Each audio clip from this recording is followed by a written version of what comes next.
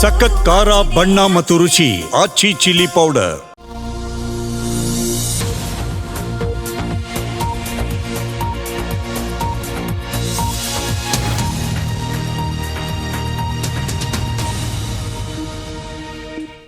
ನಮಸ್ಕಾರ, ಜಿ ಸಂವಾದಕ್ಕೆ ಸ್ವಾಗತ. ಇವತ್ತು ಕೂಡ ಮತ್ತದೇ ವಿಚಾರವನ್ನು ತೆಗೆದುಕೊಂಡು ಬಂದಿದ್ದೇವೆ. ಇದು ಹೆಂಗಾಗ್ಬಿಟ್ಟಿದೆ ಅಂತ ಹೇಳಿದ್ರೆ, ಒಂದು ಹೈಕಮಾಂಡ್ ಸ್ಪಷ್ಟ ಸೂಚನೆಯನ್ನು ಕೊಡುವವರೆಗೂ ಕೂಡ ಕರ್ನಾಟಕ ಕಾಂಗ್ರೆಸ್ನ ಆ ಕುರ್ಚಿ ಕದನಕ್ಕೆ ಇತಿಶ್ರೀ ಹಾಕೋದಕ್ಕೆ ಸಾಧ್ಯವಿಲ್ಲ ಅಂತ ಅನ್ಸುತ್ತೆ. ಆಡಳಿತ ಮತ್ತು ವಿಪಕ್ಷಗಳು ಇವತ್ತು ಎಲ್ಲಿದ್ದಾವೆ ಅಂತ ಹೇಳಿದ್ರೆ ಬೆಳಗಾವಿಯಲ್ಲಿ ಅಧಿವೇಶನ ಯಾಕೆ ಮಾಡ್ತಾರೆ ಅಂತ ನಾವು ನೋಡ್ತಾ ಹೋಗೋದಾದರೆ, ಆ ಭಾಗದ ಜನ ತಲತಲಾಂತರದಿಂದ ನಿರ್ಲಕ್ಷ್ಯಕ್ಕೊಳಗಾಗಿದ್ದಾರೆ. ಆ ಭಾಗದ ಜನಕ್ಕೆ 365 ದಿವಸದಲ್ಲಿ ವಿಶೇಷವಾಗಿ 10 ದಿವಸವನ್ನಿಟ್ಟು ಅಲ್ಲಿನ ಜ್ವಲಂತ ಸಮಸ್ಯೆಗಳನ್ನು ಚರ್ಚೆ ಮಾಡೋಣ ಅಂದರೂ ಕೂಡ ಈ ಕಾಂಗ್ರೆಸ್ನ ಬಹುತೇಕ ನಾಯಕರು ಅದಕ್ಕೆ ಅವಕಾಶವನ್ನೇ ಮಾಡಿಕೊಡ್ತಿಲ್ಲ ಅಂತ ಹೇಳ್ಬೋದು. ಯಾಕೆ ಕಾಂಗ್ರೆಸ್ನ ನಾನು ಉಲ್ಲೇಖ ಮಾಡಿದ್ದೀನಿ ಅಂತ ಹೇಳಿದ್ರೆ, ಇವತ್ತು ಕಾಂಗ್ರೆಸ್ 2 ಹೋಳಾಗಿದೆ ಅಂತ ಹೇಳಲಾಗ್ತಾ ಇದೆ. ಆಗಾಗ ಬ್ರೇಕ್ಫಾಸ್ಟ್ ಅಂತೆ, ಮತ್ತೊಂದು ಕಡೆ ಡಿನ್ನರ್ ಅಂತೆ, ಮಿಡ್ಲ್ ಲಂಚ್ ಅಂತೆ, ಈ ಮೀಟಿಂಗ್ಗಳನ್ನು ಮಾಡಿಕೊಂಡು ಯಾವ ಸಂದೇಶವನ್ನು ಯಾರಿಗೆ ಯಾವಾಗ ಯಾವ ಕಾರಣಕ್ಕೆ ಕೊಡ್ತಿದ್ದಾರೆ ನಿಜಕ್ಕೂ ಕೂಡ ಅರ್ಥ ಆಗ್ತಾ ಇಲ್ಲ. ನಾವೆಲ್ಲರೂ ಒಂದು ಅಂತ ಹೇಳ್ತಾರೆ, ವಿ ಆರ್ ಲೈಕ್ ಬ್ರದರ್ಸ್ ಅಂತ ಹೇಳ್ತಾರೆ. ಆದರೆ ಪ್ರತ್ಯೇಕವಾಗಿ ಬ್ರೇಕ್ಫಾಸ್ಟ್, ಲಂಚ್, ಡಿನ್ನರ್ ನೆಪದಲ್ಲಿ ಮೀಟಿಂಗ್ಗಳನ್ನು ಮಾಡ್ತಾರೆ ಅನ್ನೋದಾದರೆ ನಿಜಕ್ಕೂ ಕೂಡ ಆಶ್ಚರ್ಯ ಆಗುತ್ತೆ. ಇದರ ನಡುವೆ ದೆಹಲಿ ಯಾತ್ರೆ ಬೇರೆ ಇದೆ. ಸೊ ಹಾಗಾಗಿ ಆವತ್ತು ಹೈಕಮಾಂಡ್ ಅಧಿವೇಶನ ಆಗಿಬಿಡಲಿ, ಸ್ವಲ್ಪ ಸುಮ್ಮನಿರಿ ಅನ್ನುವಂಥ ಸಂದೇಶವನ್ನೇನಾದರೂ ಕೊಟ್ಟಿದ್ರಾ ಅನ್ನುವಂಥ ಸಹಜ ಪ್ರಶ್ನೆ ಮೂಡುತ್ತೆ.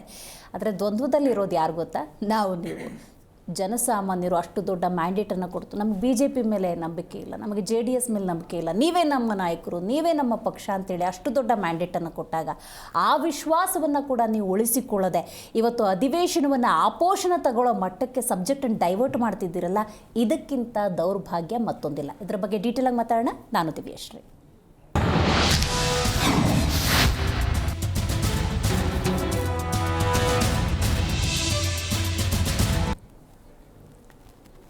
ಯಾಕೆ ಊಟಕ್ಕೆ ಸೇರಬಾರ್ದಾ?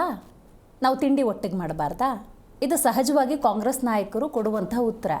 ಆದರೆ ಆ ಒಂದು ಊಟ ತಿಂಡಿಯಲ್ಲಿ ಯಾರೆಲ್ಲ ಭಾಗಿಯಾಗ್ತೀರಿ, ಯಾವ ರೀತಿಯ ಚರ್ಚೆಗಳು ಯಾವ ಸಂದರ್ಭದಲ್ಲಿ ಆಗುತ್ತೆ ಅನ್ನೋದು ವೆರಿ ವೆರಿ ಇಂಪಾರ್ಟೆಂಟ್. ಹಾಗಾಗಿ ಬೆಳಗಾವಿಯ ಅಧಿವೇಶನದ ಈ ಸಂದರ್ಭದಲ್ಲಿ ನೀವು ಒಟ್ಟಿಗೆ ತಿಂಡಿಗೋ ಊಟಕ್ಕೋ ಸೇರಿ ಅಲ್ಲಿನ ಜ್ವಲಂತ ಸಮಸ್ಯೆಗಳ ಬಗ್ಗೆ ಚರ್ಚೆ ಮಾಡಿ ಅದಕ್ಕೊಂದು ಫಲಿತಾಂಶ ತರ್ತೀರಿ ಅನ್ನಿದ್ರೆ, ಅದನ್ನು ಕಾಂಗ್ರೆಸ್ನ ತಟಸ್ಥ ಬಣದಲ್ಲಿದ್ದಾರಲ್ಲ ಆ ನಾಯಕರು, ವಿಪಕ್ಷದ ನಾಯಕರು, ಜನಸಾಮಾನ್ಯರು ಕೂಡ ಸ್ವಾಗತಿಸ್ತಾ ಇದ್ರು. ಬಟ್ ಇವತ್ತು ಏನಾಗ್ತಿದೆ ಅಂತ ಹೇಳಿದ್ರೆ, ಬಲಾಬಲದ ಪ್ರದರ್ಶನ ತೆರೆಮರೆಯಲ್ಲಿ ದೊಡ್ಡ ಮಟ್ಟಕ್ಕೆ ನಡೀತಾ ಇದೆ. ಇವತ್ತು ನಾವು ಅಂದುಕೊಳ್ಳದ ಕೆಲ ನಾಯಕರು ನಾವು ಇವರ ಪರ, ನಾವು ಇವರ ಹಿಂದಿದ್ದೇವೆ, ಮುಂದಿನ ದಿನಗಳಲ್ಲಿ ಖಂಡಿತವಾಗ್ಲೂ ಬದಲಾವಣೆ ಆಗುತ್ತೆ ಅನ್ನುವಂಥ ಸ್ಪಷ್ಟ ಸೂಚನೆಯನ್ನು ಕೊಡ್ತಾ ಇದ್ದಾರೆ. ಅದರ ಬಗ್ಗೆ ಮಾತಾಡಬೇಕಾಗಿದೆ. ಹೌದು, ರೋಚಕ ಘಟ್ಟವನ್ನು ತಲುಪಿದೆ ಅಂತ ಹೇಳಲಾಗ್ತಾ ಇದೆ ಕರ್ನಾಟಕ ಕಾಂಗ್ರೆಸ್ನ ಕುರ್ಚಿಯ ಕದನ. ಬೆಳಗಾವಿ ಅಧಿವೇಶನದಲ್ಲಿ 2 ಹೋಳಾಗಿದೆ ಕಾಂಗ್ರೆಸ್ ಅಂತ ಹೇಳಲಾಗ್ತಾ ಇದೆ. ಅದು ಹೇಗೆ 2 ಹೋಳು ಅನ್ನೋದನ್ನು ವಿಪಕ್ಷಗಳು ಉಲ್ಲೇಖ ಮಾಡ್ತವೆ. ಡಿನ್ನರ್ ಪಾರ್ಟಿಯ ಮೂಲಕ DK ರಾಜಕೀಯ ಸಂದೇಶವನ್ನು ರವಾನೆ ಮಾಡಿದ್ದಾರೆ ಅಂತ. ಯಾಕಂದರೆ ಸಿದ್ದರಾಮಯ್ಯನವರು DK ಶಿವಕುಮಾರ್ ಅವರು ಕೂಡ ಅಧಿಕಾರದ ವಿಚಾರ ಬಂದಾಗ ಛಲವನ್ನು ಬಿಟ್ಟುಕೊಟ್ಟವರಲ್ಲ, ಪ್ರತಿಷ್ಠೆಯನ್ನು ಬಿಟ್ಟುಕೊಟ್ಟವರಲ್ಲ, ತಮ್ಮ ಇಚ್ಛಾಶಕ್ತಿಯನ್ನು ಬಿಟ್ಟುಕೊಟ್ಟವರಲ್ಲ. ನನಗೆ 100 ಶಾಸಕರ ಬಲವಿದೆ ಅಂತ ಏನಾದರೂ DK ಶಿವಕುಮಾರ್ ಅವರು ಹೇಳಿದ್ರೆ, ಈ ಹಿಂದೆ ಸಿದ್ದರಾಮಯ್ಯನವರು ಉಲ್ಲೇಖ ಮಾಡಿದ್ದನ್ನು let me recall, DK Shivakumar ಅವರಿಗೆ ಶಾಸಕರ ಬಲ ಇಲ್ಲ ಅಂತ ಹೇಳಿದರು. ಸಿದ್ದರಾಮಯ್ಯ ಬಣದ ಕೆಲ ನಾಯಕರು ಮುಖ್ಯಮಂತ್ರಿ ಆಗಬೇಕು ಅಂದರೆ ಶಾಸಕರ ಬಲ ಬೇಕ್ರಿ ಅಂತ ಕೂಡ ಹೇಳಿದರು. ಹಾಗಾಗಿ ಇದು ಬಲಾಬಲದ ಪ್ರಶ್ನೆಯಾಗಿದೆ. ಹಾಗಾಗಿ ಆ ಬಲವನ್ನು ಹೈಕಮಾಂಡ್ನ ಮುಂದೆ ಪ್ರದರ್ಶನ ಮಾಡುವ ಪ್ರಯತ್ನವನ್ನು ಟನಿಕ್ ಕಾಸ್ಟ್ DK ಶಿವಕುಮಾರ್ ಅವರು ಮಾಡಬೇಕಾಗಿದೆ. ಸ್ವಲ್ಪ ಆತರ ಆಯಿತು ಅಂತ ಅನ್ಸುತ್ತೆ. ಅಧಿವೇಶನ ಆದಮೇಲೆ ಮಾಡಿದ್ರೆ ವೆಲ್ ಆ್ಯಂಡ್ ಗುಡ್. ಈಗ ಹೆಂಗೂ ಕೂಡ ಕುರ್ಚಿ ಕದನ ಆಗ್ತಾ ಇದೆ, ಆಗಲಿ, ಅದನ್ನು ಬೇಡ ಅಂತ ಹೇಳೋದಿಲ್ಲ. ಯಾಕಂದರೆ ಅಧಿಕಾರ ಅಂದಾಗ ಸಹಜವಾದ ಹಂಬಲ, ಆಸೆ, ಆಕಾಂಕ್ಷೆ ಅನ್ನೋದಿರುತ್ತೆ. ಒಪ್ಪಂದ ಆಗಿದ್ದರೆ ಅದರ ಪ್ರಕಾರ ನಡಿಬೇಕಾಗತ್ತೆ. ಆದರೆ ಈ ಅಧಿವೇಶನ ಆದ ನಂತರದ ಸಂದರ್ಭದಲ್ಲಿ ನೀವು ಯಾವುದೇ ಬಲ ಪ್ರದರ್ಶನಕ್ಕೆ ಮುಂದಾಗಿದ್ರು ಕೂಡ ಅದನ್ನು ಬೇಡ ಅಂತ ಏನು ರಾಜ್ಯದ ಜನ ಹೇಳ್ತಿರಲಿಲ್ಲ.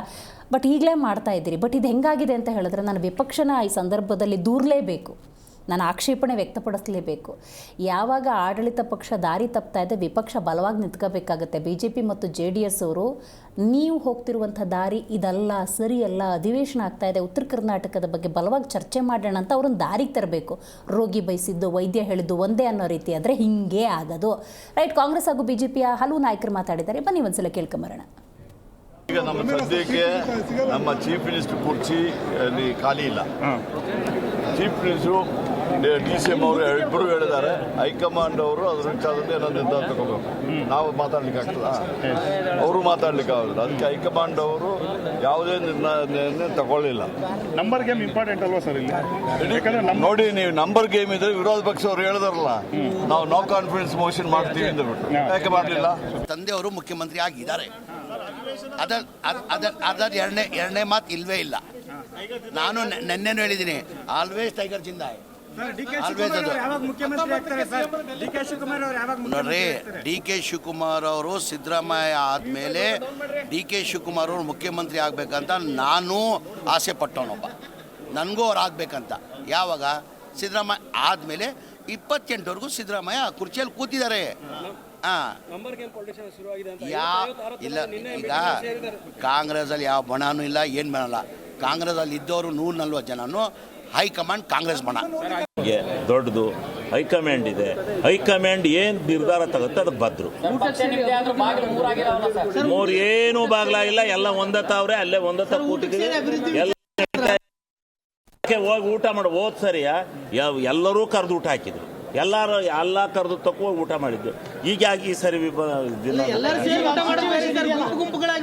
ಯಾರು ಗುಂಪು ಊಟ ಮಾಡಿಲ್ಲ. ಹೋದ್ ಸರಿ ಯಾರ್ಯಾರು ಎಲ್ಲೆಲ್ಲಿ ಅನುಕೂಲ ಆಗುತ್ತೆ, ಯಾವ್ಯಾವ್ದು ಬೇಕು ಊಟ ಹೋಗಿ ಊಟ ಮಾಡೋದು. ಯಾವ ಬಣವೂ ಇಲ್ಲ, ಏನೂ ಇಲ್ಲ. ನೀವೇ ಮಾಡ್ತಾ ಇರೋರು ಬಣ, ನೀವೇ. ಯಾರು? ನಾನು ಎಲ್ಲಿ ಊಟ ಮಾಡಲ್ಲ, ರೂಮಲ್ಲಿ 2 ರೊಟ್ಟಿ ತರಿಸಿ. ಯಾವ ಕೋಳಿ ಇಲ್ಲ, ಏನೂ ಇಲ್ಲ.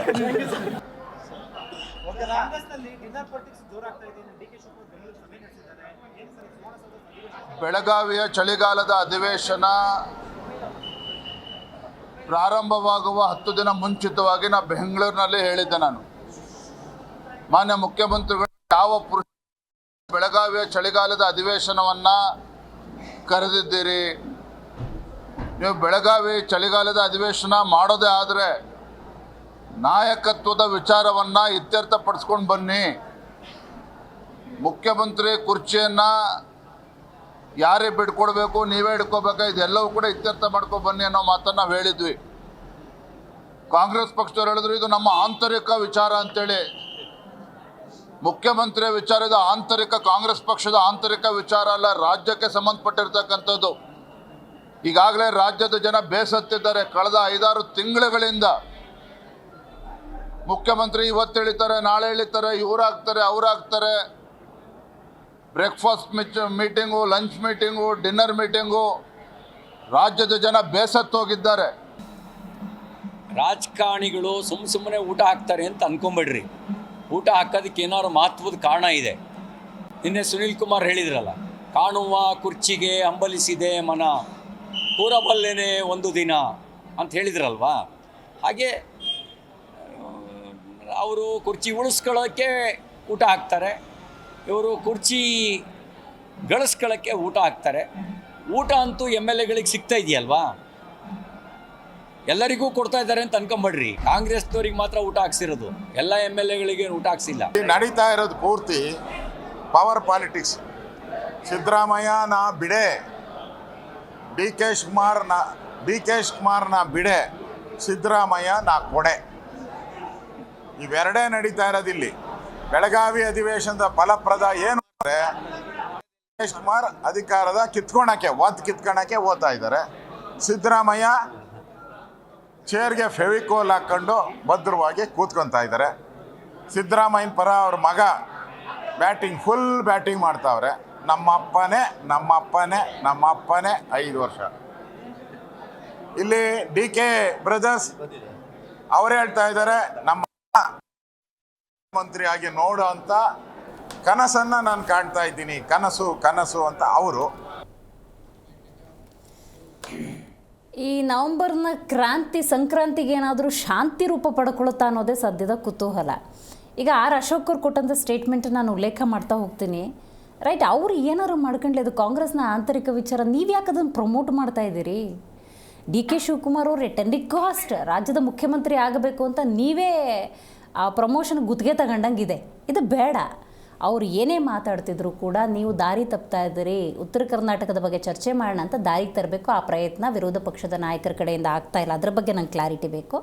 ಹಾಗೆಯೇ ಮಂಡ್ಯ ಶಾಸಕರದೇನೋ ಮೌನ ವ್ರತ ಮಾಡ್ತಿದ್ದಾರಂತೆ, ಅದನ್ನು ದಯವಿಟ್ಟು ಎಲ್ಲರೂ ಫಾಲೋ ಮಾಡಿ ಕಾಂಗ್ರೆಸ್ನ ನಾಯಕರು, ಆವಾಗ ಜನರು ಗೊಂದಲದಲ್ಲಿ ಇರೋದಿಲ್ಲ ಅಂತ ಹೇಳಿ. ಈ ಬಗ್ಗೆ ಮಾತಾಡಲಿಕ್ಕೆ ಮೊದಲನೇದಾಗಿ ನಮ್ಮ ಕಾರ್ಯಕ್ರಮದಲ್ಲಿ BJP ವಕ್ತಾರರಾಗಿರುವಂಥ ಉತ್ಕರ್ಷ್ ಅವರಿದ್ದಾರೆ, ನಮಸ್ಕಾರ. ಕಾಂಗ್ರೆಸ್ ವಕ್ತಾರರು ದರ್ಶನ್ ಅವರಿದ್ದಾರೆ, ನಮಸ್ಕಾರ. JDS ವಕ್ತಾರರಾಗಿರುವಂಥ ನರಸಿಂಹಮೂರ್ತಿ ಅವರಿದ್ದಾರೆ, ನಮಸ್ಕಾರ. ಉತ್ಕರ್ಷ್ ಅವರೇ, ಕಾಂಗ್ರೆಸ್ 2 ಹೋಳಾಗಿದೆಯಾ? ಊಟದಲ್ಲೂ ದೋಷ ಯಾಕೆ ನೀವು ಹುಡುಕ್ತೀರಿ? ನೋಡಿ ಮೇಡಮ್, ದೋಷ ಹುಡುಕುವಂತ ಅವಶ್ಯಕತೆ ನಮಗಿಲ್ಲ. ನಮ್ಮ ನಿಲುವು ಬಹಳ ಸ್ಪಷ್ಟವಾಗಿದೆ. ಉತ್ತರ ಕರ್ನಾಟಕದ ಅಭಿವೃದ್ಧಿ ವಿಚಾರಗಳು ಇವತ್ತು ಶಾಸಕರೇ ಮೊನ್ನೆ ಕಾಂಗ್ರೆಸ್ ಅವರು ಮಾಡಿದಂಥ CLP ಸಭೆಯಲ್ಲಿ ಅನುದಾನ ಸಿಗ್ತಾ ಇಲ್ಲ ಅಂತ ಹೇಳ್ತಾ ಇರ್ತಕ್ಕಂಥದ್ದು, ಭ್ರಷ್ಟಾಚಾರದ ಆರೋಪಗಳು, ಅನೇಕ ರೀತಿಯ ಸಮಸ್ಯೆಗಳು ಇವತ್ತು ಅಧಿವೇಶನದಲ್ಲಿ ಚರ್ಚೆ ಮಾಡ್ತಕ್ಕಂಥ ಆಸಕ್ತಿಯನ್ನ ಮತ್ತು ಪ್ರಸ್ತಾಪ ಮಾಡಿದ್ರೆ ಇವತ್ತು ಕಾಂಗ್ರೆಸ್ ಅವರು ಹೊಡೆದಾಡ್ತಿರುವಂತದ್ದು ಕುರ್ಚಿಗೋಸ್ಕರ. ಇವತ್ತು ಬಹಳ ಸ್ಪಷ್ಟವಾಗಿ ಕಾಂಗ್ರೆಸ್ ಹೊಡೆದೊಳಗಿರ್ತಕ್ಕಂಥದ್ದು ಜನರ ಮುಂದೆ ಬಹಳ ಸ್ಪಷ್ಟ ನಿದರ್ಶನ ಇದೆ. ಹೆಂಗೆ ಅಂದ್ರೆ ಯತೀಂದ್ರ ಸಿದ್ದರಾಮಯ್ಯ ಅವರೇ ಹೆತ್ತೋರ್ಗೆ ಹೆಗಣ ಮುದ್ದು ಅನ್ನಂಗೆ ಅವರು ಮುಖ್ಯಮಂತ್ರಿಗಳ ಪರವಾಗಿ ನಮ್ಮ ಅಪ್ಪನೇ 5 ವರ್ಷ ಮುಖ್ಯಮಂತ್ರಿ ಅಂತ ಒಂದ್ ಕಡೆ ಹೇಳಿದ್ರೆ, ಇಲ್ಲಿ ಶಿವಗಂಗಾ ಬಸವರಾಜ್ ಅವರು ಹೇಳ್ತಾರೆ ಅವರು MLC ಅವರನ್ನ ಸೀರಿಯಸ್ ಆಗಿ ತಗೋಬೇಡಿ ಅಂತ ಅವ್ರು ಟಾಂಟ್ ಮಾಡುವಂಥದ್ದು. ಮಾಗಡಿ ಬಾಲಕೃಷ್ಣ ಅವರು ಕೂಡ DK ಶಿವಕುಮಾರ್ ಪರವಾಗಿ ಬ್ಯಾಟಿಂಗ್ ಮಾಡ್ತಾ ಇರ್ತಕ್ಕಂಥದ್ದು, ಮತ್ತೆ ಡಿನ್ನರ್ ಮೀಟಿಂಗ್ಗಳು, ನಾಟಿ ಕೋಳಿ, ಇಡ್ಲಿ ವಡೆ ಸಾಂಬಾರ್ ಎಲ್ಲ ಕೂಡ ಗೊತ್ತಿರ್ತಕ್ಕಂಥದ್ದು. ಬಟ್ ಅಧಿವೇಶನ ಟೈಮಲ್ಲಿ ಇದು ಅಪ್ರಸ್ತುತ ಅದನ್ನ ನಾವು ಹೇಳ್ತಿರೋಂಥದ್ದು. ಇವತ್ತು ಅನೇಕ ರೀತಿಯ ಸಮಸ್ಯೆಗಳು ಇವತ್ತು ಉತ್ತರ ಕರ್ನಾಟಕದಲ್ಲಿ ಕೈಗಾರಿಕಾ ಅಭಿವೃದ್ಧಿ ಕುಂಠಿತ ಆಗಿದೆ. ಶಿಕ್ಷಣ ಇಲಾಖೆ, ಆರೋಗ್ಯ ಇಲಾಖೆ, ಕಲಬುರಗಿ, ಯಾದಗಿರಿ, ರಾಯಚೂರು ಸಂಪೂರ್ಣವಾಗಿ ಅದ್ರಲ್ಲಿ ಇರ್ತಕ್ಕಂಥ ವ್ಯವಸ್ಥೆಗಳು ಅಸ್ತವ್ಯಸ್ತಗೊಂಡಿದೆ. ಇದ್ರ ಬಗ್ಗೆ ಮಾತಾಡಿ ಅಂತಂದ್ರೆ ಯಾರು ಕೂಡ ಮಾತಾಡ್ಲಿಕ್ಕೆ ಮುಖ್ಯಮಂತ್ರಿಗಳಿಂದ ಹಿಡಿದು ಉಪಮುಖ್ಯಮಂತ್ರಿಗಳ ಆಸಕ್ತಿಯನ್ನ ತೋರಿಸ್ತಾ ಇಲ್ಲ. ಈಗ ವಕ್ತಾರಗಿರುವಂಥ ಜವಾಬ್ದಾರಿ ನಿಮ್ಮ BJPಯ ದೊಡ್ಡ ನಾಯಕರಿಗಿದ್ರೆ ಬಹಳ ಉತ್ತಮ ಅಂತ ಅನ್ಸುತ್ತೆ. ನಾನು ಆಗಲೇ ಉಲ್ಲೇಖ ಮಾಡಿದೆ, ಉತ್ಕರ್ಷ್ ಅವರು ನೀವು ಗಮನಿಸಿದ್ರಿ ಅಂತ ಅನ್ಸುತ್ತೆ. You people are promoting DK Shivakumar ಅವರು ರಾಜ್ಯದ ಮುಖ್ಯಮಂತ್ರಿ. ನೀವು ನೋಡಿ, ಅವ್ರು ಏನಾದರೂ ಚರ್ಚೆ ಮಾಡ್ಕೊಂಡ್ಲೆ ಅದು ಆಂತರಿಕ ವಿಚಾರ. ಅದು ನಿಮಗಿರುವಂತಹ ವ್ಯವಧಾನ, ನೀವು ರಾಜ್ಯದ ಉತ್ತರ ಕರ್ನಾಟಕದ ಬಗ್ಗೆ ತೋರಿಸುವಂಥ ಕಾಳಜಿನ ಅಶೋಕ್ ಅವ್ರು ತೋರಿಸ್ಬೇಕು ಅಂತ ಬಯಸ್ತೀನಿ, CT ರವಿ ಅವ್ರು ತೋರಿಸ್ಬೇಕು ಅಂತ ಬಯಸ್ತೀನಿ, ವಿಜೇಂದ್ರ ಅವ್ರು ತೋರಿಸ್ಬೇಕು ಅಂತ ಬಯಸ್ತೀನಿ. ಅವ್ರು ಕುರ್ಚಿ ಕದನ ಮಾಡ್ಕೊಂಡಿದ್ದಾರೆ, ಕುರ್ಚಿ ಬಗ್ಗೆ ಹೋರಾಡ್ತಿದ್ದಾರೆ ಅಂತ ನೀವು ರಿಪೀಟೆಡ್ಲಿ ಹೇಳಿದ್ರೆ ಅದೇ ಉಳ್ಕೊಳ್ಳುತ್ತೆ. ಅದನ್ನ ಹೇಳಲೇಬೇಕು. ಯಾಕೆ ಅಂತಂದ್ರೆ ಕೇಳಿ, ಮುಖ್ಯಮಂತ್ರಿಗಳ ವಿಚಾರ ಬರೀ ಸಿದ್ದರಾಮಯ್ಯನವ್ರ ಏನ್ ಮನೆ ಆಸ್ತಿ ಅಲ್ಲ, ಅಥವಾ DK ಶಿವಕುಮಾರ್ ಅವರು ಸದಾಶಿವನಗರದ ನಿವಾಸದ ಆಸ್ತಿ ಅಲ್ಲ, ಅದು ಇಡೀ ರಾಜ್ಯದ ವ್ಯವಸ್ಥೆ. ಅದು ಇವತ್ತು ನಾವು ಹೇಳಿದ್ರೆ ಅದನ್ನ ಉತ್ತರ ಕರ್ನಾಟಕದ ಸಮಸ್ಯೆಗಳು, ಕಲ್ಯಾಣ ಕರ್ನಾಟಕದಲ್ಲಿ ಅಭಿವೃದ್ಧಿ ನಿಗಮ ಸ್ಥಾಪನೆ ಆಗಿಲ್ಲ. ಇವತ್ತು ಬೆಳಗಾವಿ ರೈತರ ಸಮಸ್ಯೆ ಕೇಳಿದ್ರ, ಮೆಕ್ಕೆಜೋಳ ರೈತರ ಸಮಸ್ಯೆ, ತೊಗರಿಬೇಳೆ ರೈತರ ಸಮಸ್ಯೆ, ಇವತ್ತು ನೀರಾವರಿ ಯೋಜನೆಗಳಿಗೆ ಕೊಟ್ಟಿರ್ತಕ್ಕಂಥ ಕೊಡುಗೆ ಶೂನ್ಯ, ಏನು ಬೆಳವಣಿಗೆ ಆಗ್ತಾ ಇಲ್ಲ. ಇವತ್ತು ನಾವು ಅದನ್ನೇ ಪದೇ ಪದೇ ಒತ್ತಿ ಹೇಳಿದ್ರು ಕೂಡ ಇವ್ರು ಕಿತ್ತಾಡ್ಕೊಂಡು ಸಾಯ್ತಾ ಇರೋದು ಕಾಂಗ್ರೆಸ್ ಅವರು. ಇವರಲ್ಲೇ ಬಣಗಳನ್ನು ಮಾಡ್ಕೊಂಡು ನಾವೆಲ್ಲೂ ಕೂಡ ಕೊಚ್ಚೋಗ್ತಾ ಇಲ್ಲ. ನಾವು ಹೇಳ್ತಿರೋಂಥದ್ದು ಏನು ಅಂತಂದ್ರೆ, ನೀವು ಇತ್ಯರ್ಥ ಮಾಡ್ಕೊಳ್ಳಿ, ನಿಮ್ಮ ಮುಖ್ಯಮಂತ್ರಿಗಳು ಯಾರು, ಉಪಮುಖ್ಯಮಂತ್ರಿಗಳು ಯಾರು, ಆ ಕ್ಲಾರಿಟಿಯನ್ನು ಇಟ್ಕೊಂಡು ಬೆಳಗಾವಿ ಅಧಿವೇಶನದಲ್ಲಿ ಇವತ್ತು ಆಡಳಿತ ವ್ಯವಸ್ಥೆ, ಗೃಹ ಇಲಾಖೆ, ಮೊನ್ನೆ ನಾನು ಡೇಟಾವನ್ನು ನೋಡ್ತಾ ಇದ್ದೆ ಬರಬೇಕಾದ್ರೆ 245 ಪ್ರಶ್ನೆಗಳಲ್ಲಿ ಅತಿ ಹೆಚ್ಚು ಪ್ರಶ್ನೆಗಳು ಬಂದಿರತಕ್ಕಂಥದ್ದು ಒಳ ಆಡಳಿತ ಇಲಾಖೆ ಅಂದ್ರೆ ಗೃಹ ಇಲಾಖೆ ಬಗ್ಗೆ. ಅಂದ್ರೆ ಅಷ್ಟು ಅಸಮರ್ಥರು. ಪರಮೇಶ್ವರ್ ಅವ್ರಿಗೆ ಇಲ್ಲಿ ಹೆಣ್ಮಕ್ಳಿಗೆ ಕೊಡ್ಲಿಕ್ಕೆ ಸರಿಯಾದ ರೀತಿಯ ವ್ಯವಸ್ಥೆಗಳಿಲ್ಲ. ಜೈಲಲ್ಲಿ ಭಯೋತ್ಪಾದಕರು ಗಾಂಜಾ ಹೊಡ್ಕೊಂಡು ಆರಾಮಾಗಿದ್ದಾರೆ. ಆದ್ರೆ ಇವತ್ತು ಅಲ್ಲಿ ಸದನದಲ್ಲಿ ಕೇಳ್ತಕ್ಕಂಥ ಪ್ರಶ್ನೆಗಳಿಗೆ ಸರಿಯಾಗಿ ಉತ್ತರ ಕೊಡಕ್ಕೆ ಅವ್ರ ಕೈಯಲ್ಲಿ ಆಗ್ತಾ ಇಲ್ಲ. ಇಷ್ಟೆಲ್ಲ ಸಮಸ್ಯೆಗಳು ಇವತ್ತು ರಾಜ್ಯದಲ್ಲಿ ಇದ್ರೂ ಕೂಡ ಇವ್ರ ಬಣಗಳನ್ನು ಮಾಡ್ಕೊಂಡು ಅಲ್ಲೇ ಡಿನ್ನರ್ ಮೀಟಿಂಗ್ ಗಳನ್ನು ಮಾಡ್ಕೊಂಡು ಯಾರು ಮುಖ್ಯಮಂತ್ರಿ ಆಗ್ಬೇಕಂತ ಹೇಳಿಕೆ ಕೊಡ್ತಿದ್ದಾರೆ. BJP ಅವ್ರು ಕೊಡ್ತೀರಾ? ನಾವಿನ್ ಮಾತಾಡಲೇಬೇಕು. ಮುಖ್ಯಮಂತ್ರಿ ಎನ್ನುವಂತ ವಿಚಾರ ಬಂದಾಗ it is a state matter, ಎಲ್ಲರಿಗೂ ಸಂಬಂಧಪಟ್ಟಿದೆ. ಸೊ ಹಾಗಾಗಿ ಬಣಗಳನ್ನು ಡಿವೈಡ್ ಮಾಡ್ಕೊಂಡು ಜನರು ಇವತ್ತು ಚೀಮಾರಿ ಹಾಕುವಂತ ಕೆಲಸ ಆಗಿದೆ. ಮೊನ್ನೆ ಸಿದ್ದರಾಮಯ್ಯನವರು ಅವ್ರು ಓಡಾಡುವಂತ ಹೆಲಿಕಾಪ್ಟರ್ ಅಲ್ಲಿ 47 ಕೋಟಿ ಅವ್ರು ಓಡಾಡ್ಲಿಕ್ಕೆ ಉಪಯೋಗಿಸ್ಕೊಂಡಿರ್ತಕ್ಕಂಥದ್ದು. ಯಾಕೆ? ರಸ್ತೆ ಮೇಲೆ ಓಡಾಡ್ಲಿಕ್ಕೆ ಅವ್ರಿಗೆ ಧೈರ್ಯ ಇಲ್ಲ. ಯಾಕಂದ್ರೆ ಸಂಪೂರ್ಣ ಗುಂಡಿಮಯ ಆಗಿದೆ. ಅವ್ರಿಗೆ ಯಾವ ಮುಖ ಇಟ್ಕೊಂಡು ರಸ್ತೆಗೆ ಬರ್ತಾರೆ? ಜನ ಚೀಮಾರಿ ಆಗ್ತಾ ಇದ್ದಾರೆ. ಇಷ್ಟೆಲ್ಲ ಸಮಸ್ಯೆಗಳಿದೆ. ಸೊ ಹಾಗಾಗಿ ಇವರ ಕುರ್ಚಿ ಕಾಳಗದಲ್ಲಿ ನಿಜವಾಗ್ಲೂ ಬಡವಾಗ್ತಿರೋದು ಯಾರು ಅಂತಂದ್ರೆ ಕರ್ನಾಟಕದ ಜನ. ಮತ್ತೆ ಈ ಕಾಂಗ್ರೆಸ್ ವಕ್ತಾರ ಹೇಳ್ಬೇಕು ಅವ್ರು ಯಾವ ಬಣದವರು ಅಂತ. DK ಶಿವಕುಮಾರ್ ಅವ್ರ ಬಣದವರ, ಸಿದ್ದರಾಮಯ್ಯನವ್ರ ಬಣದವರ? ಯಾಕಂದ್ರೆ ಕ್ಲಾರಿಟಿ ಬೇಕು ನಮಗೂ. ಇಲ್ಲಾಂದ್ರೆ ಅವ್ರು ಯಾವ ವಿಚಾರ ಪ್ರಸ್ತಾಪ ಮಾಡ್ತಾರೆ? ಬರೀ ಕುರ್ಚಿದೇ ಮಾತಾಡ್ತಾರೆ. ಅದಕ್ಕೆ ಅವ್ರು ಉತ್ತರ ಕೊಡ್ತಾರೆ. ದರ್ಶನ್ ಅವ್ರು ನೀವು ಹೇಳಬೇಕು, ಬೆಳಗಾವಿಯ ಈ ಚಳಿಗಾಲದ ಅಧಿವೇಶನ ಅನ್ನೋದು ಕುರ್ಚಿ ಅನ್ನೋ ಸಣ್ಣ ವಿಚಾರದಲ್ಲಿ ಓವರ್ಟೇಕ್ ಮಾಡ್ತಿದ್ಯಾ ಕುರ್ಚಿ ಅನ್ನೋ ವಿಚಾರ, ಒಂದು ಕ್ಲಾರಿಟಿ ಕೊಡಿ. ಮಂಡ್ಯ ಶಾಸಕರು ರವಿಯವರು ಒಂದು ವಿಚಾರವನ್ನು ಪ್ರಸ್ತಾಪ ಮಾಡಿ, ನಾನು ಇಂಥದಕ್ಕೆಲ್ಲ ರಿಯಾಕ್ಟ್ ಮಾಡೋಕ್ಕೆ ಹೋಗೋದಿಲ್ಲ, ನಾನು ಮೌನ ವ್ರತದಲ್ಲಿದ್ದೀನಿ. ಜಿಪ್ ಹಾಕೊಳ್ಳೋಕ್ಕಾಗಲ್ವಾ ಈ ಕಾಂಗ್ರೆಸ್ನ ನಾಯಕರ ಬಾಯಿಗೆ? ಮೇಡಮ್, ನಿಮ್ಮ ಪ್ರಶ್ನೆನೂ ಸರಿ ಇದೆ. ಹಾಗೆ ನಾನು ಮಾಧ್ಯಮಕ್ಕೂ ಒಂದು ಪ್ರಶ್ನೆ ಕೇಳ್ತೀನಿ, ಅದು ಒಬ್ಬ ಜವಾಬ್ದಾರಿ ಸ್ಥಾನದಲ್ಲಿ ಕೂತ್ಕೊಂಡು. ಇವತ್ತು ಬೆಳಗಾವಿನಲ್ಲಿ ಅನೇಕ ಸಂಘಟನೆಗಳು ಪ್ರತಿಭಟನೆ ಮಾಡ್ತಾ ಇದ್ದಾವೆ, ಅದು ಅವ್ರ ಹಕ್ಕು. ಇವತ್ತು ರಾಜಕೀಯ ನಾಯಕರು ಇರೆಸ್ಪೆಕ್ಟ್ ಆಫ್ ಎನಿ ಪಾರ್ಟಿ ಇದರ್ JDSನವ್ರು ಮಾತಾಡಿಸ್ತಾರೋ BJPಯವ್ರು ಮಾತಾಡಿಸ್ತಾರೋ ಕಾಂಗ್ರೆಸ್ನವ್ರು ಮಾತಾಡ್ತಾರೋ ಪ್ರತಿದಿನ ಎಲ್ಲಿ ಹೋದ್ರಿ ಎಲ್ಲಿ ಬಂದ್ರಿ ಎಲ್ಲಿ ತಿಂದ್ರಿ ಎಲ್ಲಿ ಮಲಗಿದ್ರಿ ಅಂತ ಈ ಚರ್ಚೆನೇ ಅವ್ರ ಪ್ರಶ್ನೆಗಳನ್ನ ಎತ್ತಾ ಇದ್ದಾರೆ. ಒಬ್ಬರಾದರೂ ಆ ರೈತರು ವಿಚಾರದಲ್ಲಿ, ಯಾಕೆಂದರೆ ಅಲ್ಲಿ ಮಹಿಳೆಯರು ಹೋರಾಟ ಮಾಡ್ತಾ ಇದ್ದಾರೆ, ನಾವು ಒಪ್ಕೊಳ್ತೀನಿ. ಅಂಗನವಾಡಿಯವರು, ಆಶಾ ಕಾರ್ಯಕರ್ತರು ಮತ್ತು ಕೆಲವೊಂದು ಸಮುದಾಯದ ನಾಯಕರುಗಳು ಎಷ್ಟೊಂದು ಈ ಹೋರಾಟದ್ದು ಲೈವ್ ಹೋಗಿದೆ ಮೇಡಮ್. ಯಾಕೆಂದರೆ ಜನ TV ನೋಡ್ತಾ ಇರ್ತಾರೆ, TV ಮೇಲೊಂದು ಗೌರವ ಇಟ್ಕೊಂಡಿರ್ತಾರೆ. ನೀವು ದಿನ ಬೆಳಗಾದ್ರೆ ಇದೇ ವಿಚಾರನ ಅವ್ರಿಗೆ ಮೈಕ್ ಹಿಡಿದು ಅದನ್ನ ಪ್ರಶ್ನೆ ಮಾಡಿ ಇವ್ರಿಗೆ ಹೋಗಿ ಇವ್ರು ಯಾಕಂದ್ರು ಅವ್ರು ಯಾಕಂದ್ರು ಇದು ಯಾಕಂದ್ರು ಅಂದರೆ ಜನಕ್ಕೆ ಇದೊಂದು ತಪ್ಪು ರೀತಿಯಾದಂಥ ಅಂದ್ರೆ ಸಂದೇಶ. ನೀವು ಒಂದು ದೀಪ ಹಚ್ಚಿದ್ರೆ ಅದು ದೀಪದ ತರ ಕಾಣಿಸ್ತಿತ್ತು, ಇದು ಕಿಡಿ ಹತ್ತಿರೋದ್ರಿಂದ ಅದು ಜ್ವಾಲೆ ಆಗ್ಬಿಟ್ಟಿದೆ. ಕ್ಲಾರಿಟಿ ಬೇಕಾಗಿದೆ. ಮಾಧ್ಯಮ ಅನ್ನುವಂತಹ ಒಂದು ಸಂಸ್ಥೆ ಒಂದು ಕ್ಲಾರಿಟಿನ ಜನಕ್ಕೆ ಕೊಟ್ಟಿಲ್ಲ ಅಂತ ಹೇಳಿದ್ರೆ there is no other media. Madam ಈ ಗೊಂದಲನ ಇಲ್ಲ ಕ್ಲಾರಿಟಿ ಸಿಕ್ಕಿದೆ ಅನ್ನೋ ಜನಕ್ಕೆ ತಲುಪಿಸಬೇಕಾಗಿರೋದು ಇದೇ ಮೀಡಿಯಾ. ನಾನು I am not blaming, I am requesting. ನಿಮ್ಮ ಕಡೆಯಿಂದ ನಾನು ರಿಕ್ವೆಸ್ಟ್ ಮಾಡುವಂಥದ್ದು ಅನೇಕ ಜ್ವಲಂತ ಸಮಸ್ಯೆಗಳನ್ನು ನಾವು ಬೆಳಕು ಚೆಲ್ಲಬೇಕಲ್ವಾ. ದಿನ ಬೆಳಗಾದ್ರೆ ಇದೇ ಚರ್ಚೆ ಆದ್ರೆ ಅನ್ನುವಂಥದ್ದನ್ನ ನಾನು ಅಲ್ಲಿಗೆ ವಿರಾಮ ಹಾಕ್ತೀನಿ. ಅದ್ರ ಮುಂದಕ್ಕೆ ನಾವು ಮಾತಾಡೋದಕ್ಕೆ ಹೋಗೋದಿಲ್ಲ. ಹಾಗಾದ್ರೆ ಉತ್ಕರ್ಷ್ ಅವರೊಂದು ಕ್ಲಾರಿಟಿನ ಬಯಸ್ತಾ ಇದ್ರು, ಅದನ್ನ ನೀವು ಕೊಡಬೇಕು. CT ರವಿಯವರು ಅದೇ ವಿಚಾರ ಪ್ರಸ್ತಾಪ ಮಾಡಿದ್ರು. ಸಿದ್ದರಾಮಯ್ಯನವರು ಹೆಲಿಕಾಪ್ಟರ್ ಯಾಕೆ ಓಡಾಡ್ತಾರೆ ಅಂತ ಹೇಳಿದ್ರೆ ಗುಂಡಿಗಳಲ್ಲಿ ರಸ್ತೆಗಳನ್ನು ಹುಡುಕಬೇಕಾದಂತಹ ಸನ್ನಿವೇಶ ಇದೆ. ಆ ಸಂದರ್ಭದಲ್ಲಿ ಜನರೇನಾದ್ರು ಕೇಳಿಬಿಟ್ರೆ ಪ್ರಶ್ನೆನ ಉತ್ತರ ಕೊಡೋಕ್ಕಾಗಲ್ಲ, ಹಾಗಾಗಿ ಹೆಲಿಕಾಪ್ಟರ್ಲ್ಲಿ ಅಡ್ಡಾಡ್ತಿದ್ದಾರೆ ಅಂತ.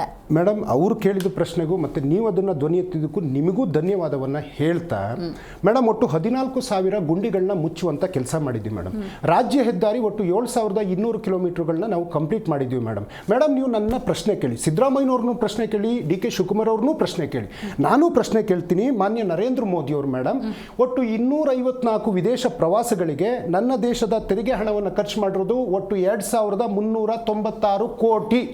ನರೇಂದ್ರ ಮೋದಿಯವರು ಹಿಂದೆಲ್ಲ ಪ್ರಧಾನಿಗಳು ಏನು ಯಾವ ವಿಮಾನಗಳನ್ನ ಉಪಯೋಗಿಸ್ತಾ ಇದ್ರು, ಇವತ್ತೊಂದು ಖಾಸಗಿಯಾದಂಥ ವಿಮಾನದ ಬೆಲೆ ಬಂದು 8,400 ಕೋಟಿ ರೂಪಾಯಿಗಳು.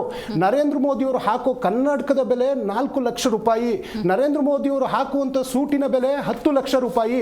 ಮೇಡಮ್ ಇವತ್ತು ಕ್ಲಾರಿಟಿ ಹೇಳಬೇಕು ಅಂತ ಹೇಳಿದ್ರೆ ವೆರಿ ನೈಸ್ ಎಕ್ಸ್ಪ್ಲನೇಷನ್ ಅಂಡ್ ಅಂಕಿಅಂಶ ಸಮೇತ ಹೇಳ್ತಾ ಇದ್ರೆ ನೀವು ಈ ಹಿಂದೆ ಇದ್ದಂತಹ ಪ್ರಧಾನಮಂತ್ರಿಗಳಿಗೆ ಕಂಪೇರ್ ಮಾಡಿ ಹೇಳ್ತಿದ್ದೀರಾ, CM to PM ಕಂಪೇರ್ ಮಾಡಿ ಹೇಳ್ತಿದ್ದೀರಾ? ಮೇಡಮ್ ಈಗ ನೀವು ನಮ್ಮ ರಾಜ್ಯದ ಬೊಕ್ಕಸದ ಹಣ ಅಂತ ಕೇಳಿದ್ದೀರಾ, ಅದು ನಿಮ್ಮ ಜವಾಬ್ದಾರಿ ಸ್ಥಾನದಲ್ಲಿ ಕೇಳಿದ್ದೀರಾ. ನಾನೀಗ ಅದಕ್ಕೆ ರಸ್ತೆದು ಉದಾಹರಣೆಯನ್ನು ಕೊಟ್ಟಿದ್ದೀನಿ ಮೇಡಮ್. ಇವತ್ತು ಲೋಕಸಭಾ ಚುನಾವಣೆಗಳು 2014, 2019, 2024 ಲೋಕಸಭಾ ಚುನಾವಣೆಗಳು ನಡೆದಿದೆ. ಮಾನ್ಯ ನರೇಂದ್ರ ಮೋದಿ ಸಾಹೇಬರು 2014ರಲ್ಲಿ 437 ರ್ಯಾಲಿ ಮಾಡಿದ್ದಾರೆ ಮೇಡಮ್. 2019ರಲ್ಲಿ 142 ಲೋಕಸಭಾನ ಹೇಳ್ತಾ ಇರೋದು. ಜೊತೆಗೆ 2024ರಲ್ಲಿ 206 ರ್ಯಾಲಿಗಳನ್ನ ಮಾಡಿದ್ದಾರೆ ಮೇಡಮ್. ಒಟ್ಟು ರ್ಯಾಲಿಗಳಾಗಿರೋದು 785 ಮೇಡಮ್. ನರೇಂದ್ರ ಮೋದಿಯವರ ಒಂದು ಟ್ರಿಪ್ಪಿಗೆ ಅಂದರೆ ಅವರು ಹೋಟೆಲ್ ಬುಕ್ಕಿಂಗ್ ಇಂದ ಹಿಡಿದು ಸ್ಟಾಫ್ಗಳಿಂದ ಹಿಡಿದು ಭದ್ರತೆಯಿಂದ ಹಿಡಿದು ಖರ್ಚಾಗುವಂಥದ್ದು 100 ಕೋಟಿ ರೂಪಾಯಿ ಮೇಡಮ್. ಅಂದರೆ 78,000 ಕೋಟಿ ಕೇವಲ ಲೋಕಸಭಾ ಚುನಾವಣಾ ರ್ಯಾಲಿಗಳಿಗೆ ಹೋಗಿದೆ. ದೇಶಾದ್ಯಂತ ನಡೆದಂಥ ವಿಧಾನಸಭಾ ಚುನಾವಣೆಗಳಲ್ಲಿ 1,200 ರ್ಯಾಲಿಗಳು ಇನ್ಕ್ಲೂಡಿಂಗ್ ಕರ್ನಾಟಕದ ವಿಧಾನಸಭಾ ಚುನಾವಣೆಗಳಲ್ಲಿ ಪಾರ್ಟಿಸಿಪೇಟ್ ಮಾಡಿದ್ದಾರೆ. ಆ ಹಣವನ್ನು ನಾವು ಕೌಂಟ್ ಮಾಡಿದರೆ 1,20,000 ಕೋಟಿ ರೂಪಾಯಿ ಕೇವಲ ಚುನಾವಣಾ ರ್ಯಾಲಿಗೆ ನಮ್ಮ ಹಣ ಖರ್ಚಾಗಿದೆ ಮೇಡಮ್. ಇವ್ರು ಕೇಳಿದ ಸರಿನೇ 47 ಕೋಟಿ ರೂಪಾಯಿ CM ಅವರು ಬಳಸಿದ್ದಾರೆ ಅಂತೇಳಿ ಮೇಡಮ್. ಮುಖ್ಯಮಂತ್ರಿಗಳು ಈಗ ನಾನು ಮೋದಿಯವರು ಬೇರೆ ಬೇರೆ ದೇಶಕ್ಕೆ ಹೋಗಬೇಕು ಬರಬೇಕು ಅಂತ ನಾನೇನವರು ಮಾಡಿರೋ ತಪ್ಪು ಅಂತ ನಾನು ಹೇಳ್ತಾ ಇಲ್ಲ. ಮುಖ್ಯಮಂತ್ರಿಗಳ ಸಮಯ ಮತ್ತಿನ್ನೊಂದು ಅಂತ ಬಂದಾಗ ಕೆಲವು ಕಾರ್ಯಕ್ರಮಗಳು ಈಗ ಅಲ್ಲಲ್ಲ, ಅದು ಯಾರೇ ಮುಖ್ಯಮಂತ್ರಿಗಳಾಗಲು, ಈಗ ಯಡಿಯೂರಪ್ಪನವರು ಏನು ಕಾರಲ್ಲೇ ಓಡಾಡ್ತಾ ಇದ್ರ, ಬೊಮ್ಮಾಯಿ ಅವರು ಕಾರಲ್ಲೇ ಓಡಾಡ್ತಾ ಇದ್ರು, ಸುದೀಪ್ ಅವ್ರನ್ನ ಹೆಲಿಕಾಪ್ಟರ್ ಕರ್ಕೊಂಡು ಹೋಗಿದಾರಲ್ಲ. This is the fact madam. ಇಲ್ಲ I come there madam. This is the fact madam. ನನ್ನ ಬಣ ಮೇಡಮ್, ಇವ್ರು ಬಣ ಅಂತ ಇದ್ದಾರೆ ಮೇಡಮ್. ನನ್ನ ಬಣ ಕಾಂಗ್ರೆಸ್ನ ಬಣ ಮೇಡಮ್. ನಾನು ಕಾಂಗ್ರೆಸ್ನಲ್ಲಿ ರಾಜಕೀಯ ಬದುಕು ಅಂತ ಪಡೆದಿದ್ದೀನಿ. ನಾನು ಸತ್ತಾಗ ನನ್ನ ಎದೆ ಮೇಲೆ ಕಾಂಗ್ರೆಸ್ನ ಧ್ವಜ ಇರಬೇಕು ಅಂತ ಆಶಿಸ್ತೀನಿ ಹೊರತು ನಮ್ಮಲ್ಲಿ ಯಾವುದು ಬಣ ಅಲ್ಲ. ಮತ್ತು ಈ ಜಾಗದಲ್ಲಿ ಕೂತಾಗ ಈ ಒಂದು ಉತ್ತರ ಕೊಡುವಂಥ ಸಂದರ್ಭದಲ್ಲೂ ಸಮೇತ ನಾನು ಆ ಸ್ಥಾನದಲ್ಲಿ ಕೂತು ಸರಿಯಾದ ಉತ್ತರವನ್ನೇ ಕೊಡಬೇಕಾಗ್ತದೆ ಮೇಡಮ್. ಇನ್ನೊಂದು ನಾವು ನಾಡಿದ್ದೊಂದು ರ್ಯಾಲಿಯನ್ನು ಇಟ್ಕೊಂಡಿದ್ವಿ, ಯಾಕೆಂದ್ರೆ ನೀವು ಅದು ಪ್ರಶ್ನೆ ಮಾಡ್ತೀರಿ ಅಂತ ಅಂದ್ಕೊಂಡ್ವಿ. ವೋಟ್ ಚೋರಿ ರ್ಯಾಲಿ ಅಂತ ಮಾಡ್ತಾ ಇದ್ವಿ ಮೇಡಮ್. ಇವತ್ತು ಒಂದು ರಿಸಲ್ಟ್ ಬಂದಿದೆ. ತೆಲಂಗಾಣದ ಗ್ರಾಮ ಪಂಚಾಯಿತಿಯ ಮೊದಲನೇ ಫೇಸ್ನ ರಿಸಲ್ಟ್ ಬಂದಿದೆ ಮೇಡಮ್. ನಾನು ಈಗಷ್ಟೇ ಚೆಕ್ ಮಾಡಿದೆ. ತೆಲಂಗಾಣದಲ್ಲಿ BJP ಏನು MP ಚುನಾವಣೆಯಲ್ಲಿ ಎಷ್ಟು ಸೀಟ್ ತಗೊಂಡಿತ್ತು? 8 ಸೀಟ್ ತಗೊಂಡಿತ್ತು. ಕಾಂಗ್ರೆಸ್ 8 ಸೀಟ್ನ ಗೆದ್ದಿದ್ವಿ. ಈ ಒಂದು ಗ್ರಾಮ ಪಂಚಾಯತಿ ಚುನಾವಣೆಯಲ್ಲಿ ಕಾಂಗ್ರೆಸ್ ಒಟ್ಟು 2872 ಸೀಟ್ ಗೆದ್ದಿದೆ ಮೇಡಮ್. ಈ ರಿಸಲ್ಟ್ ನೋಡಿ ನಾ ಹೇಳ್ತಾ ಇರೋದು. ಮತ್ತೆ BRS ಬಂದ್ಬಿಟ್ಟು 1160 ಸೀಟ್ ಗೆದ್ದಿದೆ ಮೇಡಮ್. 8 ಲೋಕಸಭೆಯಲ್ಲಿ ಗೆದ್ದಂತ ಬಿಜೆಪಿ 195 ಮಾತ್ರ. 1800 ಸೀಟ್ ನಾವು ಗೆದ್ದಿದ್ದೀವಿ, ಕೇವಲ 195 ಸೀಟು. ಅದೇ ಮತದಾರ ಆ ಪಕ್ಷಗಳನ್ನ ಗುರುತಿಸಿ ವೋಟ್ ಹಾಕೋದಲ್ವಾ. ಇವತ್ತು ಈ ವೋಟ್ ಚೋರಿ ಅನ್ನೋದಕ್ಕೆ ಇದು ಒಂದು ಸಾಕ್ಷಿಯನ್ನು ನಿಮ್ಮ ಮುಂದೆ ಹೇಳ್ತಾ ಇದ್ದೀನಿ ಮೇಡಮ್. ಮತ್ತೆ ಇನ್ನೊಂದು ಹೇಳ್ಬೇಕಂತಂದ್ರೆ, ಯಾರೆಲ್ಲ ಈಗ ಶಾಸಕರು ಮಾತಾಡ್ತಾ ಇದ್ದಾರೆ, ಕೇವಲ ಅದು ಮಾತಿಗಷ್ಟೇ ಸೀಮಿತ ಆಗ್ತದೆ. ಕಾಂಗ್ರೆಸ್ ಅಂದ್ರೆ ಅದು ಹೈಕಮಾಂಡ್ ಪಕ್ಷ ಇಲ್ಲ, ಆದ್ರೂ ಮಾತಾಡಬಾರ್ದು. ಅಲ್ಲಲ್ಲ, ಸಿ ಐ ಆಮ್ ಸೇಯಿಂಗ್ ಅದು ನಮ್ಮ ಆಂತರಿಕ ವಿಚಾರ. Yes definitely. ಇಲ್ಲಿ ನೀವು ಅವ್ರ ಪರನೋ ಮತ್ತಿನ್ನೊಬ್ರು ಪರನೋ, ಇನ್ಕ್ಲೂಡಿಂಗ್ ಯತೀಂದ್ರ ಅವ್ರನ್ನೂ ಸೇರಿಸಿ ನಾ ಹೇಳುವಂಥದ್ದು, ಇನ್ಕ್ಲೂಡಿಂಗ್ ಬಾಲಣ್ಣ ಅವ್ರು ಸೇರಿಸಿ, ಇನ್ಕ್ಲೂಡಿಂಗ್ ಉದಯ್ ಅವ್ರನ್ನ ಸೇರಿಸಿ, ಇನ್ಕ್ಲೂಡಿಂಗ್ ಯಾರು ಬೇರೆ ಯಾರೆಲ್ಲ ಮಾತಾಡಿದ್ದಾರೆ, ಯಾರೇ ಆಗಿರಲಿ, ಸಿ ಅದನ್ನ ನಿರ್ಧಾರ ಮಾಡುವಂಥದ್ದು ಕಾಂಗ್ರೆಸ್ ಪಕ್ಷ. ನಿಮ್ಗೆಲ್ಲ ಒಂದು ಬಿ ಫಾರ್ಮ್ ಕೊಟ್ಟು ಇವತ್ತು ಮತದಾರರು ವೋಟ್ ಹಾಕಿದ್ದಾರೆ. ಆ ಕ್ಷೇತ್ರದಲ್ಲಿ ನಿಮ್ಗೆ ಅನೇಕ ಸಮಸ್ಯೆಗಳಿರ್ತವೆ. ಆ ಒಂದು ವಿಚಾರಗಳು ಚರ್ಚೆ ಆಗ್ಬೇಕು ಮೇಡಮ್. ಇವತ್ತು ನಾವು ಬಹಳ ಮುಖ್ಯವಾಗಿ ಮಾತಾಡಬೇಕಾಗಿದ್ದು ಸೆಷನ್ ವಿಚಾರ ಮೇಡಮ್. ಅದು ನಾನು ಮಾತಾಡ್ತೀನಿ. ನವೆಂಬರ್ ಕ್ರಾಂತಿ ಆಗಸ್ಟಿಂದ ಬಂತು. ಆಗಸ್ಟು, ಸೆಪ್ಟೆಂಬರು, ಅಕ್ಟೋಬರ್, ನವೆಂಬರ್ ಕ್ರಾಂತಿ. ಸಂಕ್ರಾಂತಿಗೆ ಶಾಂತಿ ಏನಾದರೂ ಸಿಗುತ್ತಾ ರಾಜ್ಯದ ಜನಕ್ಕೆ? ಮೇಡಮ್, ಕಳೆದ 2.5 ವರ್ಷಗಳಿಂದ ರಾಜ್ಯದ ಜನ ಅದೇನು ಕರ್ಮ ಮಾಡಿ ಕಾಂಗ್ರೆಸ್ನ 140 ಸ್ಥಾನ ಗೆಲ್ಲಿಸಿದಾರೆ ಗೊತ್ತಿಲ್ಲ. ನಿಜವಾಗ್ಲೂ ಕಾಂಗ್ರೆಸ್ನವ್ರಿಗೆ ಮರ್ಯಾದೆ, ನಾಚಿಕೆ, ಮಾನ ಮರ್ಯಾದೆ ಏನಾರು ಇದ್ರೆ ಈ ಕ್ಷಣನೇ ರಾಜೀನಾಮೆ ಕೊಟ್ಟು ತೊಲಗಬೇಕು, ಚುನಾವಣೆಗೆ ಬರಬೇಕು ಇವರು. ಯಾಕೆ ಅಂತಂದ್ರೆ ಇವ್ರು ನಡ್ಕೊಳ್ತಾರ ರೀತಿ ಡೇ 1 ಇಂದ ಸರ್ಕಾರ ಬಂದಿದ್ದ ದಿವಸದಿಂದ ಅವತ್ತು ಒಂದು ವಾರ ನಾನು CM ನೀನು CM ಅಂತ ಅಂದ್ಬಿಟ್ಟು ಕಿತ್ತಾಡ್ಕೊಂಡು ಇಬ್ರು ಹೈಕಮಾಂಡ್ ಅಂತ ದೆಹಲಿಗೆ ಹೋಗಿ ಅಲ್ಲಿಂದ ಬಂದರು. ಅಲ್ಲಿಂದ ಬಂದಿದ್ದ ದಿವಸದಿಂದ ಇಲ್ಲಿವರೆಗೂ ಇವ್ರ ಅಭಿವೃದ್ಧಿ ಬಗ್ಗೆ ಚರ್ಚೆನೇ ಇಲ್ಲ. ಯಾವುದು ರಾಜಕೀಯ ಬೆಳಗ್ಗೆ ಆದರೆ ಬರೀ ನೀನು CM ಆಗ್ಬೇಕು, ನಾನು CM ಆಗ್ಬೇಕು, ನೀನು CM ಆಗ್ಬೇಕು, ಬರೀ ಆ ಕುರ್ಚಿ ಕಿತ್ತಾಟನೇ ನಡೀತಾ ಇದೆ ಹೊರತು ಇದ್ಯಾವುದೋ ಮಧ್ಯದಲ್ಲಿ ಗ್ಯಾರಂಟಿಗಳು ತಂದ್ಬಿಟ್ಟು ರಾಜ್ಯನ ದಿವಾಳಿ ಮಾಡಿಬಿಟ್ಟಿದ್ದಾರೆ. ಒಂದೇ ಒಂದು ಅಭಿವೃದ್ಧಿ ಕೆಲಸ ಇಲ್ಲ. ಇಡೀ ರಾಜ್ಯದಲ್ಲಿ ಯಾವ ದಾರಿಗೆ ಹೋದ್ರೂ ಒಂದು ರಸ್ತೆ ಸರಿ ಇಲ್ಲ. ಎಷ್ಟು ಜನ ಪ್ರತಿದಿನ ಆಕ್ಸಿಡೆಂಟ್ ಆಗಿ ಸಾಯ್ತಾ ಇದ್ದಾರೆ. ಇಡೀ ರಾಜ್ಯ ಪೂರ್ತಿ ಎಷ್ಟು ಸಮಸ್ಯೆಗಳು ಇವತ್ತು ರಾಜ್ಯ. ಇವತ್ತು ಅಲ್ಲೇ ಚಳಿಗಾಲದ ಅಧಿವೇಶನದಲ್ಲಿ ಪ್ರತಿದಿನ 8 ರಿಂದ 10 ಸಂಘಟನೆಗಳು ಬೆಳಗ್ಗೆಯಿಂದ ಸಂಜೆವರೆಗೂ ಸಾವಿರಾರು ಜನ ಹೊರಗಡೆ ನಿಂತ್ಕೊಂಡು ಪ್ರತಿಭಟನೆ ಮಾಡ್ತಾ ಇದ್ದಾರೆ. ಅವ್ರನ್ನ ಎದುರಿಸಕ್ಕೆ ತಾಕತ್ತಿಲ್ಲದೆ ಇವರು ಅಲ್ಲೆಲ್ಲ ಡಿನ್ನರ್ ಮೀಟಿಂಗ್ ಅಂತೆ, ಅಲ್ಲಿ ಬೇರೆ ಟಿಫನ್ಗೆ ಅಂತೆ, ಈ ಥರ ಎಲ್ಲ ಮಾಡ್ಕೊಂಡು ಡೈವರ್ಟ್ ಮಾಡ್ತಾ ಇದ್ದಾರೆ ರಾಜ್ಯದ ಜನನ. ಇವರು ಸಮಸ್ಯೆಗಳನ್ನ, ನಮ್ಮ ಸಮಸ್ಯೆ ಜನಗಳಿಗೆ ಗೊತ್ತಾಗುತ್ತೆ ಅಂತ ರಾಜ್ಯದ ಜನ ಡೈವರ್ಟ್ ಮಾಡೋದಕ್ಕೋಸ್ಕರ ಇವ್ರು ಆಡ್ತಾರೆ ನಾಟಕಗಳು. ಇವರೆಲ್ಲ ಬಂದು TV ಮುಂದೆ ಆಡ್ತಾರೆ ನಾಟಕಗಳು. ಇವ್ರಿಗೆ ಮಾನ ಮರ್ಯಾದಿದ್ರೆ ರಾಜೀನಾಮೆ ಕೊಟ್ಟು ನಮ್ಮ ಕೈಲಿ ತಾಕತ್ತಿಲ್ಲ ನಡೆಸಲಿಕ್ಕೆ ಸರ್ಕಾರನ, ನಾವು ಮನೆಗೆ ಹೋಗ್ತೀವಿ ಅಂತ ಹೋಗ್ಬೇಕಾಗುತ್ತೆ. ಇವ್ರು ಕಾಂಗ್ರೆಸ್ ಅವರು 140 ಸ್ಥಾನನ ಭರವಸೆ ಇಟ್ಕೊಟ್ರಲ್ಲ ಈ ರಾಜ್ಯದ ಜನ. ನೀವು ಮಾಡ್ತಾ ಇರೋದೇನು? ಏನ್ ಆಯ್ತು? ಯಾವ್ದಾದ್ರು ಒಂದಾದ್ರೂ ಇವ್ಯಾವ ಗ್ಯಾರಂಟಿಗಳು ಕೊಟ್ರಲ್ಲ, ಟೈಮ್ ಟು ಟೈಮ್ ಒಂದಾದ್ರೂ ಕರೆಕ್ಟಾಗಿ ನಿಮ್ಗೆ ಯೋಗ್ಯತೆ ಕೊಡ್ತಾ ಇದ್ದೀರಾ? ಒಂದಾದ್ರು ಆ ಬಸ್ ತಗೊಂಡ್ಬಿಟ್ರೆ ಯಾವ್ದಾದ್ರು ಚುನಾವಣೆ ಬಂದ್ರೆ 6 ತಿಂಗಳದ್ದು ವೆಯ್ಟಿಂಗ್ ಮಾಡಿಕೊಂಡಿರೋದು ಒಂದೇ ಸರಿ ಹಾಕ್ಬಿಡೋದು ಚುನಾವಣೆ ಇಂದು ದಿನ. ಈ ತರ ಗಿಮಿಕ್ ಕೆಲಸಗಳು ಮಾಡಕ್ಕೆ ನೀವು ರಾಜಕೀಯಕ್ಕೆ ಬರ್ಬೇಕಾಯ್ತಾ? ಇಲ್ಲಿ ರಾಜ್ಯ ಆಳಕ್ಕೆ ಮಾನ ಮರ್ಯಾದಿಲ್ವಾ ನಿಮ್ಗೆ? ನಿಜವಾಗ್ಲೂ ಯಾವ ಇವ್ರಿಗೆ ಪ್ರತಿಯೊಬ್ಬ ಇವ್ರಿಗೆ ಓಟ್ ಹಾಕಿರೋ ಕಾಂಗ್ರೆಸ್ ಕಾರ್ಯಕರ್ತನೂ ಸಹ ಇವತ್ತು ಆದಿ ಬೀದಿಲಿ ಬೈಕೊಂಡು ತಿರುಗಾಡ್ತಾ ಇದ್ದಾನೆ. ನಾವು ಯಾಕಾನೆ ಈ ಪಾರ್ಟಿಗೆ ನಾವು ಆಯ್ಕೆ ಮಾಡಿದ್ವು, ಯಾಕಾನ ಓಟ್ ಹಾಕಿದ್ವು ಅಂತ ಅನ್ಬಿಟ್ಟು ಆದಿ ಬೀದಿಲಿ ಬೈಕೊಂಡು ತಿರುಗಾಡೋಂಥ ಪರಿಸ್ಥಿತಿ ಇವತ್ತಾಗಿದೆ. ಯಾಕೆ ಮೇಡಮ್? ನವೆಂಬರ್ ಕ್ರಾಂತಿ ಬರೀ ಯಾವತ್ತಿಂದ ಇದು ಎಲ್ಲಿ ತನಕ ಇದು ಅಂತ ಅನ್ಸುತ್ತೆ ಮೇಡಮ್? ಇವ್ರ ಮನೆಗೆ ಹೋಗೋವರೆಗೂ ಇದೆ. ಇವ್ರು ಆದಷ್ಟು ಬೇಗ ಇವರೇ ಕಿತ್ತಾಡ್ಕೊಂಡು ಇವರ ಸರ್ಕಾರನ ಹಾಳು ಮಾಡ್ಕೊಂಡು ಹೈಕಮಾಂಡ್ ಮಧ್ಯ ಪ್ರವೇಶ ಮಾಡ್ಬೇಕಲ್ವಾ? ಹೈಕಮಾಂಡ್ಗೆ ಶಕ್ತಿ ತಾಕತ್ತಿದ್ರಲ್ವ ಮೇಡಮ್? ತಾಕತ್ತಿದ್ರಲ್ವಾ? ರೈಟ್, ಅದ್ರ ಬಗ್ಗೆ ನಾನು ಮಾತಾಡ್ತೀನಿ. ಈ ಕ್ಷಣಕ್ಕೂ ಅರ್ಥ ಆಗದ ಒಂದು ವಿಚಾರ ಅಂತ ಹೇಳಿದ್ರೆ, ಸಿದ್ದರಾಮಯ್ಯನವರು DK ಶಿವಕುಮಾರ್ ಅವರು, ಉತ್ಕರ್ಷ್ ಅವರೇ ಒಂದು ಮಾತನ್ನ ಹೇಳಿದ್ರು ಕಳಸಲ ಸುದ್ದಿಗೋಷ್ಠಿ ಮಾಡಿದಾಗ. ಇದು ಪ್ರತಿಪಕ್ಷಗಳ ಅಪಪ್ರಚಾರ, ಅವರು ಷಡ್ಯಂತ್ರವನ್ನು ಮಾಡ್ತಿದ್ದಾರೆ ಅಂತ. ಆಮೇಲೆ ಅವತ್ತೊಂದು ಅಂಕಿಅಂಶನೂ ಕೂಡ ಕೊಟ್ಟಿದ್ರು. BJP ಮತ್ತು JDS ಅವ್ರು ಸೇರಿದ್ರೆ ಏನು ಹಬ್ಬ ಅಂದರೆ 82 ಆಗುತ್ತಾ, ಅವ್ರು ಏನೂ ಮಾಡೋಕ್ಕಾಗಲ್ಲ, ಈ ಥರ ಅಪವಾದಗಳನ್ನು ಹಾಕ್ತಾರಷ್ಟೇ ನಮ್ಮ ಮೇಲೆ ಅಂತ. ಬಟ್ ಅವರದ್ದೇ ನಾಯಕರು ಮಾತಾಡ್ತಿರೋದು, ಯಾಕೆ ಈ ಅರಿವಿಲ್ವಾ ಅಂತ. ಅದನ್ನೇ ಹೇಳಿದ್ ಮೇಡಮ್, ನಾನು ಈಗ ಸುಮಾರು ಜನ ನಾಯಕರು ಕೊಟ್ಟಿರ್ತಕ್ಕಂಥ ಹೇಳಿಕೆಗಳನ್ನ ನಾನು ಉಲ್ಲೇಖ ಮಾಡಿದ್ದೀನಿ. ಮತ್ತೆ ಅಲ್ಲಿಗೆ ಹೋಗುವಂಥ ಅವಶ್ಯಕತೆ ಇಲ್ಲ. ಈಗ ಕಾಂಗ್ರೆಸ್ ವಕ್ತಾರ ಮಾತಾಡಿದ್ ಕೇಳಿದೆ, ಸ್ವಲ್ಪ ಇವ್ರಿಗಿರೋ ಪ್ರಬುದ್ಧತೆ ಆ ಕಾಂಗ್ರೆಸ್ MLAಗಳಿಗೆ, ಆ ಮುಖ್ಯಮಂತ್ರಿಗಳು ಮಗನಿಗೆ ನಿಜವಾಗ್ಲೂ ಪೊಲಿಟಿಕಲ್ ಇಮ್ಮೆಚ್ಯೂರಿಟಿನ ಯತೀಂದ್ರ ಸಿದ್ದರಾಮಯ್ಯ ಅವ್ರು ಕೊಡುವಂಥ ಒಂದೊಂದು ಹೇಳಿಕೆ ಕೇಳಿದ್ರು ಅವರು ಫ್ರಸ್ಟ್ರೇಟ್ ಆಗಿ ಕೊಡ್ತಾ ಇದ್ದಾರೋ ಅಥವಾ ಏನೋ ಪಾಪ ಅವ್ರಿಗೆ ಒಂದು ಪೊಲಿಟಿಕಲ್ ಮೆಚ್ಯೂರಿಟಿ ಇಲ್ಲ ಅನ್ಸುತ್ತೆ. ಬಿಡಿ, ಅಷ್ಟು ಅವ್ರದ್ದು ಅವರ ರಾಜಕೀಯ ತಿಳುವಳಿಕೆ ಗೊತ್ತಾಗ್ತಿದೆ. ಈಗ coming back to the topic, Kalyana Karnataka ಮತ್ತು ಕಿತ್ತೂರು ಕರ್ನಾಟಕಕ್ಕೆ ಏನ್ ಕೊಟ್ರು ಅಂತಂದ್ರೆ ಚಿಪ್ಪನ್ನೇ ಕೊಟ್ಟಿರೋಂಥದ್ದು. ಈಗ ಏನ್ ನಾನು ಉಲ್ಲೇಖ ಮಾಡ್ತೀನಿ 2 ನಿಮಿಷ. ಕಲ್ಯಾಣ ಕರ್ನಾಟಕದಲ್ಲಿ ಈಗ 30,000ಕ್ಕೂ ಹೆಚ್ಚು ಹುದ್ದೆ ಖಾಲಿ ಇದೆ. ಕಲಬುರಗಿ ಟೆಕ್ಸ್ಟೈಲ್ ಪಾರ್ಕ್ಗೆ ಮೂಲ ಸೌಕರ್ಯವಿಲ್ಲ. ಆದ್ರೆ ಆ ಇನ್ಚಾರ್ಜ್ ಮಿನಿಸ್ಟರ್ ಜಗತ್ತಿನ ಎಲ್ಲ ವಿಚಾರಗಳ ಬಗ್ಗೆ ಮಾತನಾಡ್ತಾರೆ. ತೊಗರಿ ಮಂಡಳಿಗೆ ಅನುದಾನ ಇಲ್ಲ. ತುಂಗಭದ್ರಾ ಜಲಾಶಯ ಗೇಟ್ ರಿಪೇರಿ ಆಗಿಲ್ಲ. ಬಳ್ಳಾರಿ ಜೀನ್ಸ್ ಉದ್ಯಮಕ್ಕೆ ಪ್ರೋತ್ಸಾಹ ಕೊಡ್ತಾ ಇಲ್ಲ. ಅಪೌಷ್ಟಿಕತೆ ನಿವಾರಣೆಗೆ ಕ್ರಮನೇ ಇಲ್ಲ. ಕಲ್ಯಾಣ ಕರ್ನಾಟಕದಲ್ಲಿ ಅತ್ಯಂತ ಕೆಟ್ಟ ಪರಿಸ್ಥಿತಿ. ಈಗ ಇನ್ನು ಕಿತ್ತೂರು ಕರ್ನಾಟಕಕ್ಕೆ ಮೂಲಭೂತ ಅಭಿವೃದ್ಧಿ ನಿಗಮವನ್ನೇ ಅವರು ಸ್ಥಾಪನೆ ಮಾಡಿಲ್ಲ. ಮೆಕ್ಕೆಜೋಳ ಖರೀದಿ ಕೇಂದ್ರ ತೆರೆದಿಲ್ಲ. ಭದ್ರಾ ಮೇಲ್ದಂಡೆ ಕಳಸಾ ಬಂಡೂರಿ ಯೋಜನೆಗೆ ಯಾವುದೇ ಕಾರಣಕ್ಕೂ ಅದನ್ನು ಜಾರಿಯಾಗಕ್ಕೆ ಬಿಡ್ತಾ ಇಲ್ಲ. ವಿಜಯಪುರ ವಿಮಾನ ನಿಲ್ದಾಣ ಕಾಮಗಾರಿ ಸಂಪೂರ್ಣವಾಗಿ ನೆಲಕಚ್ಚಿದೆ. ಜಾನಪದ ಹಾಗೂ ಹಾವೇರಿ ವಿವಿಗೆ ಅನುದಾನವಿಲ್ಲ. ಕಿತ್ತೂರು ಕರ್ನಾಟಕ ಅಭಿವೃದ್ಧಿ ಮಂಡಳಿ ಸ್ಥಾಪನೆ ಮಾಡ್ತಾ ಇಲ್ಲ. ಆರೋಗ್ಯ ವ್ಯವಸ್ಥೆ ಸುಧಾರಣೆ ಕ್ರಮ ಅಂತೂ ತಗೊಳ್ತಾನೆ ಇಲ್ಲ. ಬಜೆಟ್ ಘೋಷಣೆಯನ್ನ ಮಾಡಿರ್ತಕ್ಕಂಥದ್ದು ಅನುಷ್ಠಾನ ಯಾವುದು ಕೂಡ ಆಗಿಲ್ಲ. ಕಿತ್ತೂರು ಕರ್ನಾಟಕ ಮತ್ತು ಕಲ್ಯಾಣ ಕರ್ನಾಟಕಕ್ಕೆ ಇವರ ಯೋಗ್ಯತೆ ಮತ್ತು ಬಂಡವಾಳ ಇದೆ. ಕೊಟ್ಟಿರ್ತಕ್ಕಂಥ ಕೊಡುಗೆ ಏನು ಅಂತಂದ್ರೆ ಶೂನ್ಯ. ಇವತ್ತು ಈ ವಿಚಾರಗಳ ಬಗ್ಗೆ ಚರ್ಚೆ ಮಾಡಿ ಅಂತಂದ್ರೆ ಇವರು ಒಂದ್ ಕಡೆ ಡಿನ್ನರ್ ಮೀಟಿಂಗು, ಅವ್ರ ಒಂದ್ ಕಡೆ ಡಿನ್ನರ್ ಮೀಟಿಂಗು, ಬರೀ ಹೇಳಿಕೆಗಳಿಗೆ ಅಷ್ಟೇ ಸೀಮಿತ ಹೇಳಬೇಕಲ್ಲ. ಅದನ್ನ ಬಿಟ್ಟು ಇದನ್ನ ಮಾಡಿ ಅಂತ ಮತ್ತೆ ಮುಖ್ಯಮಂತ್ರಿಗಳು ಹೇಳಿಕೆಗಳನ್ನ ನೋಡಿದ್ರು ಕೂಡ ಬರೀ ಅವರು ಮಾಡಿದ್ದೇನಂದ್ರೆ 2.5 ವರ್ಷದಿಂದ ಬರೀ ಉಡಾಫೆ ಮಾತುಗಳು, ಒಂದ್ ರೀತಿಯ ಜಾತಿಗಳನ್ನ ಎತ್ಕಟ್ಟುವಂಥದ್ದು, ಅಹಿಂದ ಅಹಿಂದ ಅಹಿಂದ ಅಂತ ಹೇಳ್ತಕ್ಕಂಥದ್ದು, ಇಷ್ಟು ಬಿಟ್ರೆ ಇನ್ನೇನು ಕೂಡ ಮಾಡಿಲ್ಲ. ಈಗ ನಿಜವಾಗ್ಲೂ ನಾನು ಆ ವಿಚಾರ ಚರ್ಚೆ ಮಾಡ್ತಾ ಹೋದ್ರೆ ಇವ್ರು ಎಷ್ಟು ಉದ್ಧಾರ ಮಾಡಿದ್ರೆ ಬೇಡ ಸಣ್ಣ ಸಣ್ಣ ಜಾತಿಗಳನ್ನ ಅಂತಂದ್ರೆ ಏನೂ ಕೂಡ ಮಾಡಿಲ್ಲ. ಅದು ಇಟ್ಸ್ ಡಿಫ್ರೆಂಟ್ ಟಾಪಿಕ್, ಬಿಡಿ, ಬೇಡ ಅದ್ರ ಬಗ್ಗೆ ಚರ್ಚೆ. ಸೊ ಮುಖ್ಯಮಂತ್ರಿಗಳು 2.5 ವರ್ಷದಿಂದ ಮಾಡಿರ್ತಕ್ಕಂಥದ್ದು ಏನು ಅಂತಂದ್ರೆ ಉಡಾಫೆ ಮಾತುಗಳು, ಮಜಾವಾದಿ, ಸಮಾಜವಾದಿ ಅಂತ ಹೇಳ್ತಾರೆ, ಮೋಜು ಮಸ್ತಿ ಪಾಯಿಂಟ್ಸ್ ರೈಸ್ ಮಾಡಿದ್ರಿ. ನೋಡೋಣ, ಅದಕ್ಕೆ ಕ್ಲಾರಿಟಿ ಕೊಡ್ತಾರೆ ದರ್ಶನ್ ಅವರೇ. ಉತ್ತರ ಕರ್ನಾಟಕದ ಅಭಿವೃದ್ಧಿ ಎಲ್ಲೆಲ್ಲಿ ಶೂನ್ಯ ಆಗಿದೆ ಅಂತ ಮಾಹಿತಿ ನೀಡ್ತಾ ಇದ್ರು. ಮೇಡಮ್, ಇವತ್ತು ಕಲ್ಯಾಣ ಕರ್ನಾಟಕಕ್ಕೆ ನಾವು 13,600 ಕೋಟಿ ರೂಪಾಯಿ ಅನುದಾನವನ್ನು ಕೊಟ್ಟಿದ್ದೀವಿ. ಅಲ್ಲೇ ಒಂದು ಕ್ಯಾಬಿನೆಟ್ ಅನ್ನು ಸಮೇತ ಮಾಡಿ ಬಂದಿದ್ದೀವಿ. ಸಾವಿರಾರು ಬಸ್ಸುಗಳನ್ನು ಅವತ್ತೇ ನಾವು ಬಿಟ್ಟಿರ್ತಕ್ಕಂಥ ಸಾಕ್ಷ್ಯಚಿತ್ರಗಳು ನಿಮ್ಮ ಮಾಧ್ಯಮದಲ್ಲಿ ಬಂದಿದೆ. ಮೇಡಮ್, ಬೀದರ್ ಮತ್ತು ಕಲಬುರಗಿ ನೀರಾವರಿಗೆ 7,000 ಕೋಟಿ ರೂಪಾಯಿಯನ್ನು ಇಟ್ಟಿದ್ದೀವಿ. ಮೇಡಮ್, ಕಲ್ಯಾಣ ಕರ್ನಾಟಕಕ್ಕೆ ಕಿತ್ತೂರು ಕರ್ನಾಟಕಕ್ಕೆ ಒಟ್ಟು 3,700 ಕೋಟಿ ರೂಪಾಯಿ ಹಣವನ್ನು ಆಲ್ರೆಡಿ ಅಲ್ಲಿ ಇಟ್ಟು ಕಾಮಗಾರಿಗಳು ನಡೀತಾ ಇದೆ. ಬೆಳಗಾವಿನಲ್ಲಿ ಒಂದು ಮಲ್ಟಿ ಸ್ಪೆಷಾಲಿಟಿ ಹಾಸ್ಪಿಟಲ್ ಕಳೆದ ತಿಂಗಳಷ್ಟೇ ಮುಖ್ಯಮಂತ್ರಿಗಳೇ ಹೋಗಿ ಉದ್ಘಾಟನೆ ಮಾಡಿ ಬಂದಿದ್ದಾರೆ.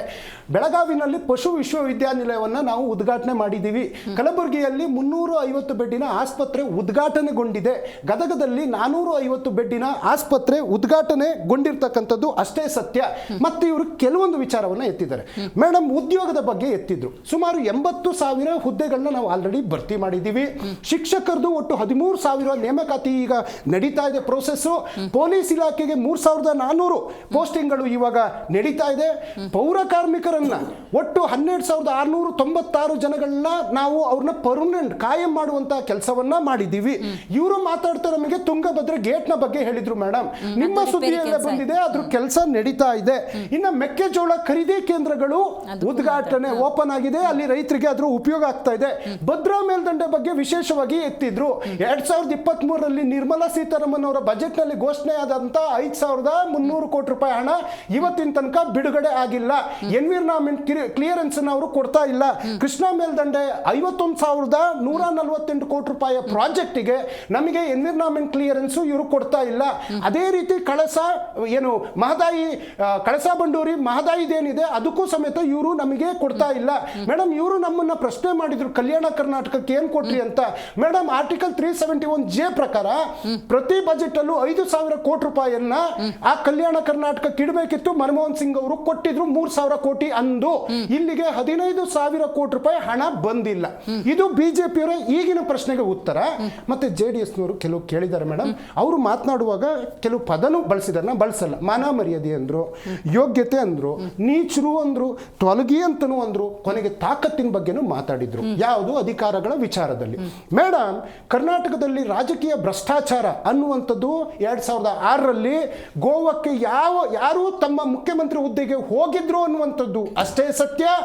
ಬಂದಾದ್ಮೇಲೆ ಯಡಿಯೂರಪ್ಪ ಸಾಹೇಬರಿಗೆ ವಚನ ಭ್ರಷ್ಟ, ಅವರಿಗೆ ಹುದ್ದೆ ಕೊಡದನೆ ಮೋಸ ಮಾಡಿದ್ದು ಅಷ್ಟೇ ಸತ್ಯ. ಮೇಡಮ್, ಒಂದ್ ನಿಮಿಷ ನಾ ಕೇಳಿದೆ ಮೇಡಮ್, ಅವ್ರದಕ್ಕೆ ಉತ್ತರ ಕೊಡ್ತಾ ನಾನು ನೋಡಿ, ನಾನು ಕೇಳಿದ್ದೀನಿ. ಬೇರೆದಲ್ಲ ನಿಮ್ಮ ಪದಪುಂಜವನ್ನು ಹೇಳಿ ಮಾತಾಡ್ತೀನಿ. ಒಂದ್ ನಿಮಿಷ ಮೇಡಮ್, ಇವತ್ತು ಮತ್ತೊಮ್ಮೆ 2018ರಲ್ಲಿ ಆಯ್ತು ಕುಮಾರಣ್ಣ ನೀವು ಮುಖ್ಯಮಂತ್ರಿ ಆಗಿ ಅಂತ ಅಂದ್ರಿ. ಯಾಕಂದ್ರೆ ಕುರ್ಚಿ ಹುದ್ದೆನೆ ಕೇಳಿದ್ರು ಅವರು. ಮೇಡಮ್ ಅಧಿಕಾರ ನಡೆಸ್ತಾನೆ ಯಾರು ವಿಹರಿಸ್ತಾ ಇದ್ರು ಅನ್ನುವಂಥದ್ದು ಇಡೀ ಜಗತ್ತಿಗೆ ಗೊತ್ತಿರೋದು. ಅಧಿಕಾರ ಉಳಿಸ್ಕೊಳ್ಳೋದು ಬದಲು ಅಮೆರಿಕಕ್ಕೆ ಹೋಗಿ ಕತ್ಕೂತವ್ರು ಯಾರು ಅಂತ ಇಡೀ ಜಗತ್ತಿಗೆ ಗೊತ್ತಿರೋದು. ಒಂದ್ ನಿಮಿಷ ಯಾವ ಕಾಲೆಲ್ಲ ಪ್ರಜಾಪ್ರಭುತ್ವ ಮೇಡಮ್ ಇವರು ಅಭಿವೃದ್ಧಿ ವಿಚಾರದಲ್ಲಿ ಕೆಲವು ಪದಗಳನ್ನ ಹೇಳಿದ್ರು. ಒಂದ್ ನಿಮಿಷ ನೀವು ಮಾತಾಡಿ ಕೇಳಿದ್ದೀನಿ ಪ್ಲೀಸ್ ಮೇಡಮ್. ಇವತ್ತು ಸಂಸದರಾಗಿ DK ಸುರೇಶ್ ಅವರು ಗ್ರಾಮಾಂತರದಲ್ಲಿ ಕೆಲಸ ಮಾಡುವಾಗ ಇಡೀ ದೇಶದಲ್ಲಿ ನಿರೇಗಾಕ್ಕೆ ನಂಬರ್ 1 ಸಂಸದ ಅನ್ನುವಂತ ಹೆಸರನ್ನ ಪಡೆದವರು ಮೇಡಮ್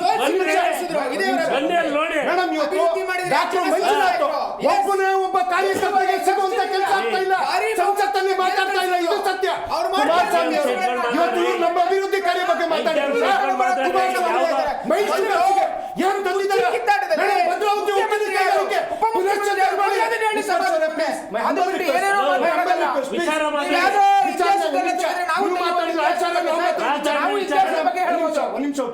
ಅಣ್ಣ ನೀವು ಅಷ್ಟೇ ಕೇಳಿದ್ದೀನಿ ನಾನು. ಮೇಡಮ್ ಇವತ್ತು ಭದ್ರಾವತಿ ಉಕ್ಕಿನ ಕೈಗಾರಿಕೆಗೆ ನಯಾ ಪೈಸೆ ತರದಕ್ಕಾಗಿಲ್ಲ. ಮೈಸೂರಿಗೆ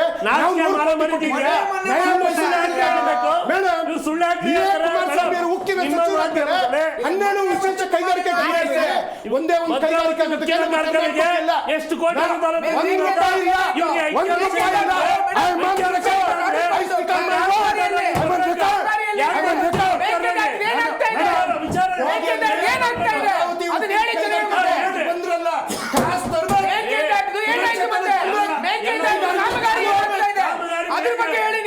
ಕೊಟ್ರಿ ಕ್ಲಿಯರ್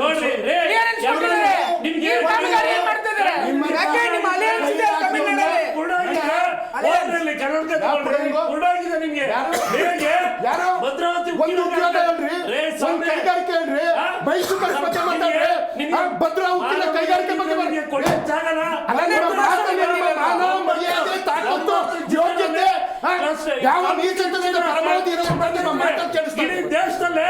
ಇಡೀ ದೇಶದಲ್ಲಿ ಕಾಂಪೀಟ್ ವಿತ್ ಚೀನಾ ಅಂತ ಒಂದು ಹೊಸ ಕಾರ್ಯಕ್ರಮನ ಎಲ್ಲ ಕರ್ನಾಟಕದ ಬಗ್ಗೆ ಮಾತಾಡ್ರಿ. ಕರ್ನಾಟಕಕ್ಕೆ ಉದ್ಯೋಗ ಕೊಡ್ರಿ, ಕರ್ನಾಟಕಕ್ಕೆ ಕೈಗಾರಿಕೆ ಕೊಡ್ರಿ. ಅಭಿವೃದ್ಧಿ ವಿಚಾರದಲ್ಲಿ ನಿಮ್ಮ ಹೋರಾಟ ನಾನು ಅಕ್ಸೆಪ್ಟ್ ಮಾಡ್ತೀನಿ. ಬಟ್ ಸ್ಟಾರ್ಟಿಂಗ್ ಅಲ್ಲಿ ಒಂದು ಪದ ಪ್ರಯೋಗ ಮಾಡಿದ್ರಿ, ನನಗೆ ಆ ಸಬ್ಜೆಕ್ಟಿಗೆ ಹೋಗಕ್ಕೆ ಇಷ್ಟ ಇಲ್ಲ. ಸ್ಟಿಲ್ ವಚನ ಭ್ರಷ್ಟರು ಅಂತ ಹೇಳಿದ್ರಿ. ಒಂದು ಪಕ್ಷ ಒಪ್ಪಂದ ಆಗಿತ್ತು ಅನ್ನೋದಾದರೆ ಸಿದ್ದರಾಮಯ್ಯನವರು ಸಕಾಲಕ್ಕೆ ಆ ಸ್ಥಾನವನ್ನು ಕೊಡಲಿಲ್ಲ ಅಂದರೆ, ಬಿಟ್ಟು ಕೊಡಲಿಲ್ಲ ಅಂದರೆ ಆ ಸೇಮ್ ಟ್ಯಾಗ್ಲೈನ್ ಇವರಿಗೆ ಅಂಟುಕೊಳ್ಳೋದಿಲ್ವಾ? ಮೇಡಮ್ ಯಾವ ಚರ್ಚೆ ಆಗಿದೆ ಅನ್ನುವಂಥದ್ದು ಒಬ್ಬ ವಕ್ತಾರನಾಗಿ ನನಗೆ ಖಂಡಿತ ಗೊತ್ತಿಲ್ಲ.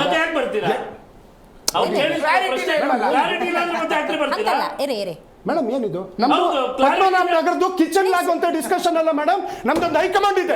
ಹೈಕಮಾಂಡ್ ವಿಚಾರ ಹಾದಿ ಬಿದ್ದಿದೆ. ದರ್ಶನ್ ಹೆಚ್ಚಿನ ಮಾತಾಡ್ಲಿಕ್ಕೆ ಆಗುದಿಲ್ಲ. ಇವರೇನೋ ಮಾತಾಡಬಹುದು. I know what is my party decorum. I know what is my party standard. 2.5 ವರ್ಷದಿಂದ ಬರೀ ಬೆಳಗ್ಗೆ ಮಲ್ಲಿಕಾರ್ಜುನ್ ಖರ್ಗೆ ಅವರೇ ತಗೊಳ್ತಕ್ಕಂತ ಕೆಪಾಸಿಟಿ ಇಲ್ಲ ಮಲ್ಲಿಕಾರ್ಜುನ್ ಖರ್ಗೆ ಅವರಿಗೆ. ಈಗ ನೀವೊಂದು ಪ್ರಶ್ನೆ ಕೇಳಿದ್ದೀರಿ ಮೇಡಮ್. ಹಲವು ಪ್ರಶ್ನೆ ಕೇಳ್ಬೇಕಾದ್ರೆ ಇವ್ರು ಯಾಕೆ ಮಧ್ಯೆ ಯಾಕಂದ್ರೆ ನಾನು ದಾರಿ ತಪ್ಪ ಹೋಗ್ತಾ ಇಲ್ಲ. ಅವರು ರೈಸ್ ಮಾಡಿದ್ರು, ಮೆಕ್ಕೆಜೋಳ ಹೇಳಿದ್ರು, ಇವರು ಹೇಳಿದ್ರು. ಹೇಳಿದ್ಮೇಲೆ ಕೇಳಿಸ್ಕೊಳ್ಳೋದು. ಯಾಕಂದ್ರೆ ಅವ್ರು ಹೇಳ್ಬೇಕು ನೀರನ್ನ ಪದ ಬಳಸಿದ್ರಲ್ಲ, ಬಾಯಿ ಮುಚ್ಕೊಂಡಿರಲಿಲ್ಲ.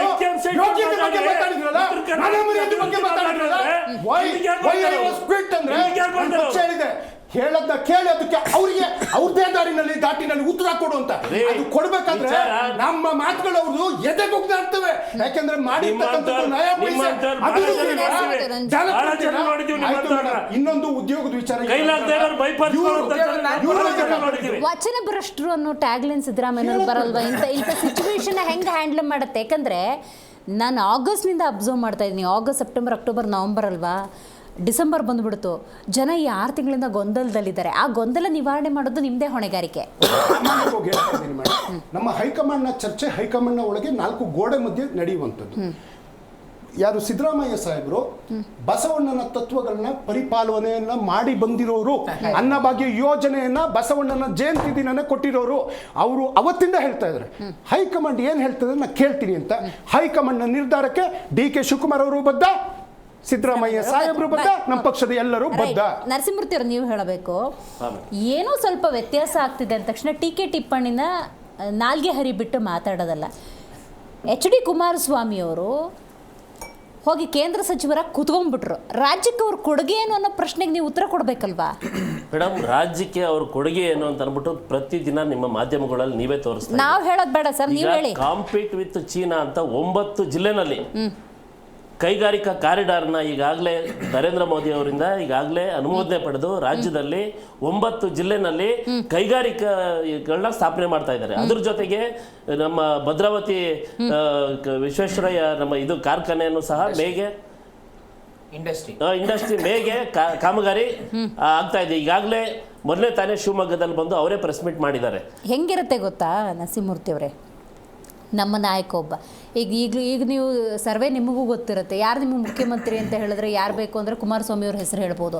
ನಮ್ಮ ಒಬ್ಬ ನಾಯಕ, ಕರುನಾಡಿನ ಒಬ್ಬ ನಾಯಕ ಕೇಂದ್ರದಲ್ಲಿ ಸಚಿವರಾಗಿದ್ದಾರೆ ಅಂದರೆ ನಿರೀಕ್ಷೆ 100 ಇರಲ್ಲ, 200 ಪಟ್ಟಿರುತ್ತೆ. ಅದನ್ನು ಫುಲ್ಫಿಲ್ ಮೇಡಮ್, ಅದನ್ನೇ ತಮ್ಗೆ ಹೇಳಕ್ ಬರ್ತಾ ಇದ್ದೀನಿ ನಾನು.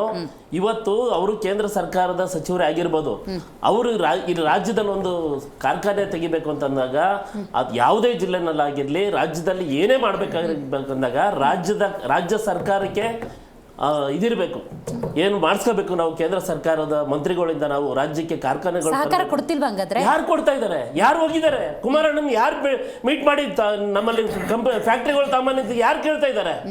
ಜಿದ್ದಿನ ರಾಜಕಾರಣ ಇಟ್ಕೊಂಡ್ಬಿಟ್ಟು ಕುಮಾರಣ್ಣನ ಹತ್ರ ಒಬ್ಬ ಬೇರೆ ರಾಜ್ಯಗಳಲ್ಲಿ ತೆಲಂಗಾಣ ಕಾಂಗ್ರೆಸ್ ಮುಖ್ಯಮಂತ್ರಿ ಹೋಗಿ ಕುಮಾರಣ್ಣನ ಹತ್ರ ಪ್ರತಿಯೊಂದು ಅವ್ರಿಗೆ ಏನ್ ಬೇಕು ಅದನ್ನೆಲ್ಲ ತಗೊಂಡ್ಬರ್ತಾ ಇಲ್ವಾ? ಆಂಧ್ರ ಪ್ರದೇಶದವ್ರು ಹೋಗ್ತಾ ಇಲ್ವಾ? ತಮಿಳ್ನಾಡವ್ರು ಹೋಗ್ತಾ ಇಲ್ವಾ? ಎಷ್ಟು ರಾಜ್ಯದವ್ರು ಕುಮಾರಣ್ಣರ ಹತ್ರ ಹೋಗಿ ಕಾರ್ಖಾನೆಗಳನ್ನ ಅವ್ರ ರಾಜ್ಯ ಹಾಳಾಗ್ತಾ ಇರೋದು ಕಾಂಗ್ರೆಸ್ ಅವರು ಪ್ರತಿಷ್ಠೆಗೆ ಬಿದ್ದು ರಾಜ್ಯನ ಹಾಳು ಮಾಡ್ಕೋತಾ ಇರೋದು. ಈಗ ನೀವೇ ಕೇಂದ್ರ ಸರ್ಕಾರದ ಮಂತ್ರಿ ಆದ್ರೂ ರಾಜ್ಯದಲ್ಲಿ ಒಂದು ಕಾರ್ಖಾನೆ ತರಬೇಕು ಅಂದಾಗ ನೀವು ಇಲ್ಲಿ ಮೂಲಭೂತ ಸೌಕರ್ಯ ಕೊಡಬೇಕು, ಜಾಗ ಕೊಡಬೇಕು. ತಾಮಂದ್ ಇವ್ರ ಜಾಗಗಳಲ್ಲಿ ಇವ್ರ ಜಮೀನುಗಳಲ್ಲಿ ನಾವು ಕಟ್ಟಕಾಯ್ತದೆ ಫ್ಯಾಕ್ಟ್ರಿಗಳನ್ನ. ಅಷ್ಟು ಕಾಮನ್ ಸೆನ್ಸ್ ಇಂದ ಮಾತಾಡ್ತಾರಲ್ಲ ರಾಜ್ಯದ ಒಂದು ವಕ್ತಾರಾಗಿ ಕಾಂಗ್ರೆಸ್ ಕಾಮನ್ ಸೆನ್ಸ್ ಇಲ್ವಾ? ನಾನು ಮಧ್ಯ ಮಾತಾಡಬಾರ್ದು, ಆಮೇಲೆ ಡಿಸ್ಟರ್ಬ್ ಮಾಡ್ಬಿಡ್ತೀನಿ. ನೋಡ್ರಿ, ಇಟ್ಕೊಂಡಿದ್ರ ಏನ್ರಿ ಮಾತಾಡಿದ್ರಿ ನೀವು? ನಾನು ನಿಮ್ಮ ನಾಲ್ಗೆನ ಹದ್ದು ಬಸ್ಸಲ್ಲಿ ಇಟ್ಕೊಳ್ಬೇಕು ಅಂತ ಗೊತ್ತಿಲ್ವಾ ನಿಮ್ಗೆ? ನೀವ್ ಹೇಳ್ತಾ ಇದ್ದೀರಾ ನಿಮ್ಮ ಪ್ರಶ್ನೆಗಳಿಗೆ ನಾವು ಉತ್ತರ ಕೊಡ್ಬೇಕಾದ್ರೆ ನಿಮ್ಗೂ ಒಂದು ಸರಿಯಾಗಿ ಏನ್ರಿ ಏನ್ ಮಾತಾಡ್ತೀರಾ ನೀವು? ನರಸಿಂಹಮೂರ್ತಿ ಅವರೇ ಸುಮ್ನಿರಿ. ನೋಡಿ ಮೇಡಮ್, ನಾನು ಹೇಳ್ತಾ ಇರೋದು ಇವ್ರಿಗೆ ಏನಂದ್ರೆ, ಒಬ್ಬ ಕೇಂದ್ರ ಮಂತ್ರಿ ಆದ ತಕ್ಷಣ ಅವ್ರು ಬಂದು ಏಕಾಏಕಿ ಮಾಡಕ್ಕಾಗುತ್ತಾ? ರಾಜ್ಯಕ್ಕೂ ಹಿತಾಸಕ್ತಿ ಇರ್ಬೇಕು ತಾನೆ. ಇವ್ರಿಗೆ ಹಿತಾಸಕ್ತಿ ಇಲ್ದೇನೆ ಕುಮಾರಣ್ಣ ಎಂತಂದ್ರು ಅಂತಂದ್ರೆ ತರಕ್ಕಾಗುತ್ತಾ? ನರೇಂದ್ರ ಮೋದಿ ಬಂದ್ರು ಇಲ್ಲಿ ರಾಜ್ಯದ ಸಹಕಾರ ಇಲ್ಲದೆ ಯಾರು ಏನು ಮಾಡಕ್ಕಾಗಲ್ಲ. ಇವ್ರು ರಾಜ್ಯ ಸಹಕಾರ ಇಲ್ಲದೆ ಯಾರು ಏನಂತಾರೆ? ಸಹಕಾರ ಇಲ್ಲ ಅಂತ ರಾಜ್ಯ ಸರ್ಕಾರದ ಯಾವುದೇ ಸರ್ಕಾರ ಇಂಥದ್ದು ಬೇಕು ಅಂದ್ರೆ ಡಿಮಾಂಡ್ಸ್ ಇಲ್ಲ ಅಂದ್ರೆ ಏನ್ ಕೊಡ್ತಾರೆ? ಮೇಡಮ್, ಅವರು ಒಂದು ಮಾತು ಹೇಳಿದ್ರು, ಯಾರ ಜಮೀನಲ್ಲ ಅಂತ. ಅದಕ್ಕೆ ಇಂಡಸ್ಟ್ರಿಯಲ್ ಕಾರಿಡಾರ್ಗಳನ್ನ ಇಂಡಸ್ಟ್ರಿಯಲ್ ಹೊಸ ನರಸಾಪುರದಲ್ಲಿ ಬೇಜಾನ್ ಜಾಗ ಇದೆ, ಒಂದು ಬದ್ಧತೆ. ನೀವು ಹೇಳ್ಬೇಕಲ್ವಾ ಇಂಥ ಪ್ಲಾನ್ಸ್? ಮೇಡಮ್ ಆಯ್ತಾಯ್ತು. ಈಗ ರಾಜ್ಯ ಸರ್ಕಾರದ ಬಗ್ಗೆ ಇವರಿಗೆ ಮೂಲದ್ದೇ ಉದಾಹರಣೆ ಕೊಡ್ತೀನಿ ಮೇಡಮ್. ಇವರು ಮಂಡ್ಯದ ಸಂಸದರು, ಉಕ್ಕಿನ ಸಚಿವರೆಲ್ಲ ಬಿಟ್ಬಿಡೋಣ. ಅಲ್ಲೇ ಮೈಸೂಕರ್ಸಿಗೆ ಕರ್ನಾಟಕ ರಾಜ್ಯ ಸರ್ಕಾರ 100 ಕೋಟಿ ಕೊಟ್ಟಿದೆ. ತನ್ನ ಕ್ಷೇತ್ರದ ಸಂಸದ ತನ್ನ ಕ್ಷೇತ್ರದ ಒಂದು ಕೈಗಾರಿಕೆಯನ್ನು ಪುನಶ್ಚೇತನ ಮಾಡಕ್ಕಾಗಿಲ್ಲ ಅಂದ್ರೆ ಇವ್ರು ಹೇಳ್ತಾ ಇದ್ದಾರೆ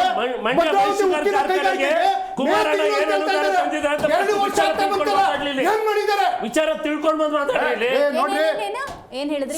ಅಲ್ಲ, ಮೈಸೂಗರ್ ಕಾರ್ಖಾನೆಗೆ ಪುನಶ್ಚೇತನ ಮಾಡ್ಲಿಕ್ಕೆ ಈಗಾಗಲೇ ಕುಮಾರಣ್ಣ ಅವರು ಈಗಾಗಲೇ ಎಲ್ಲಾ ರೀತಿ ರೆಡಿ ಇಷ್ಟು ವರ್ಷ ಬೇಕಾಯ್ತಾ ಮೇಡಮ್? ಇಷ್ಟು ವರ್ಷ ಅಲ್ಲ, ಯಾವುದೇ ಒಂದು ಮುಚ್ಚೋಗಿರೋ ಕಾರ್ಖಾನೆಗಳನ್ನ ಇದ್ ಮಾಡ್ಬೇಕು ಅಂದಾಗ HMT-ನಾಗ್ಲಿ ಎಲ್ಲಾ ಕಂಪ್ನಿಗಳನ್ನ ಪುನಶ್ಚೇತನ ಮಾಡಕ್ಕೆ ಅವ್ರು ಏನ್ ಕಷ್ಟ ಪಡ್ತಾ ಇದಾರೆ, ಏನ್ ಮಾಡ್ತಿದ್ದಾರೆ, ಇವ್ರು ಸಹಕಾರ ಇಲ್ಲದೆ ಅಂತ ಅನ್ಬಿಟ್ಟು ನಮಗ್ ಮಾತ್ರ ಗೊತ್ತಿದೆ.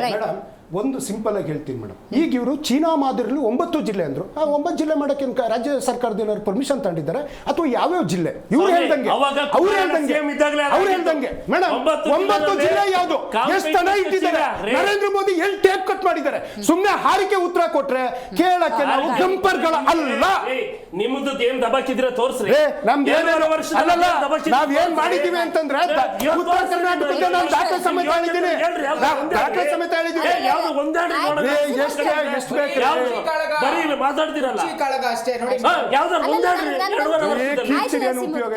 ನಾವು ಮಾಡಿದೀವಿ, ನಾವು ರಾಜ್ಯಕ್ಕೆ ಕೊಡುಗೆ ಕೊಟ್ಟಿದ್ದೀವಿ, ನಾವು ದೇಶಕ್ಕೆ ಕೊಡುಗೆ ಕೊಟ್ಟಿದ್ದೀವಿ ಅನ್ನೋರೇ ಹೆಚ್ಚು. ನನಗೆ ಕೊಡುಗೆ ಕೊಟ್ಟಿದ್ರೆ ಅದನ್ನ ಪಾಲನ್ ಜನ ಅನುಭವಿಸಿ ಅಯ್ಯಪ್ಪ ಇವ್ರನ್ನ ಆಯ್ಕೆ ಮಾಡೋದಕ್ಕೆ ನಮಗೆ ರಿಸಲ್ಟ್ ಸಿಕ್ತು ಅಂತ ಅವ್ರನ್ನ ಆಯ್ಕೆ ಮಾಡಿ ಮತ್ತೆ ಅದೇ ಸ್ಥಾನದಲ್ಲಿ ಕೂರಿಸಿದ್ದಾರೆ.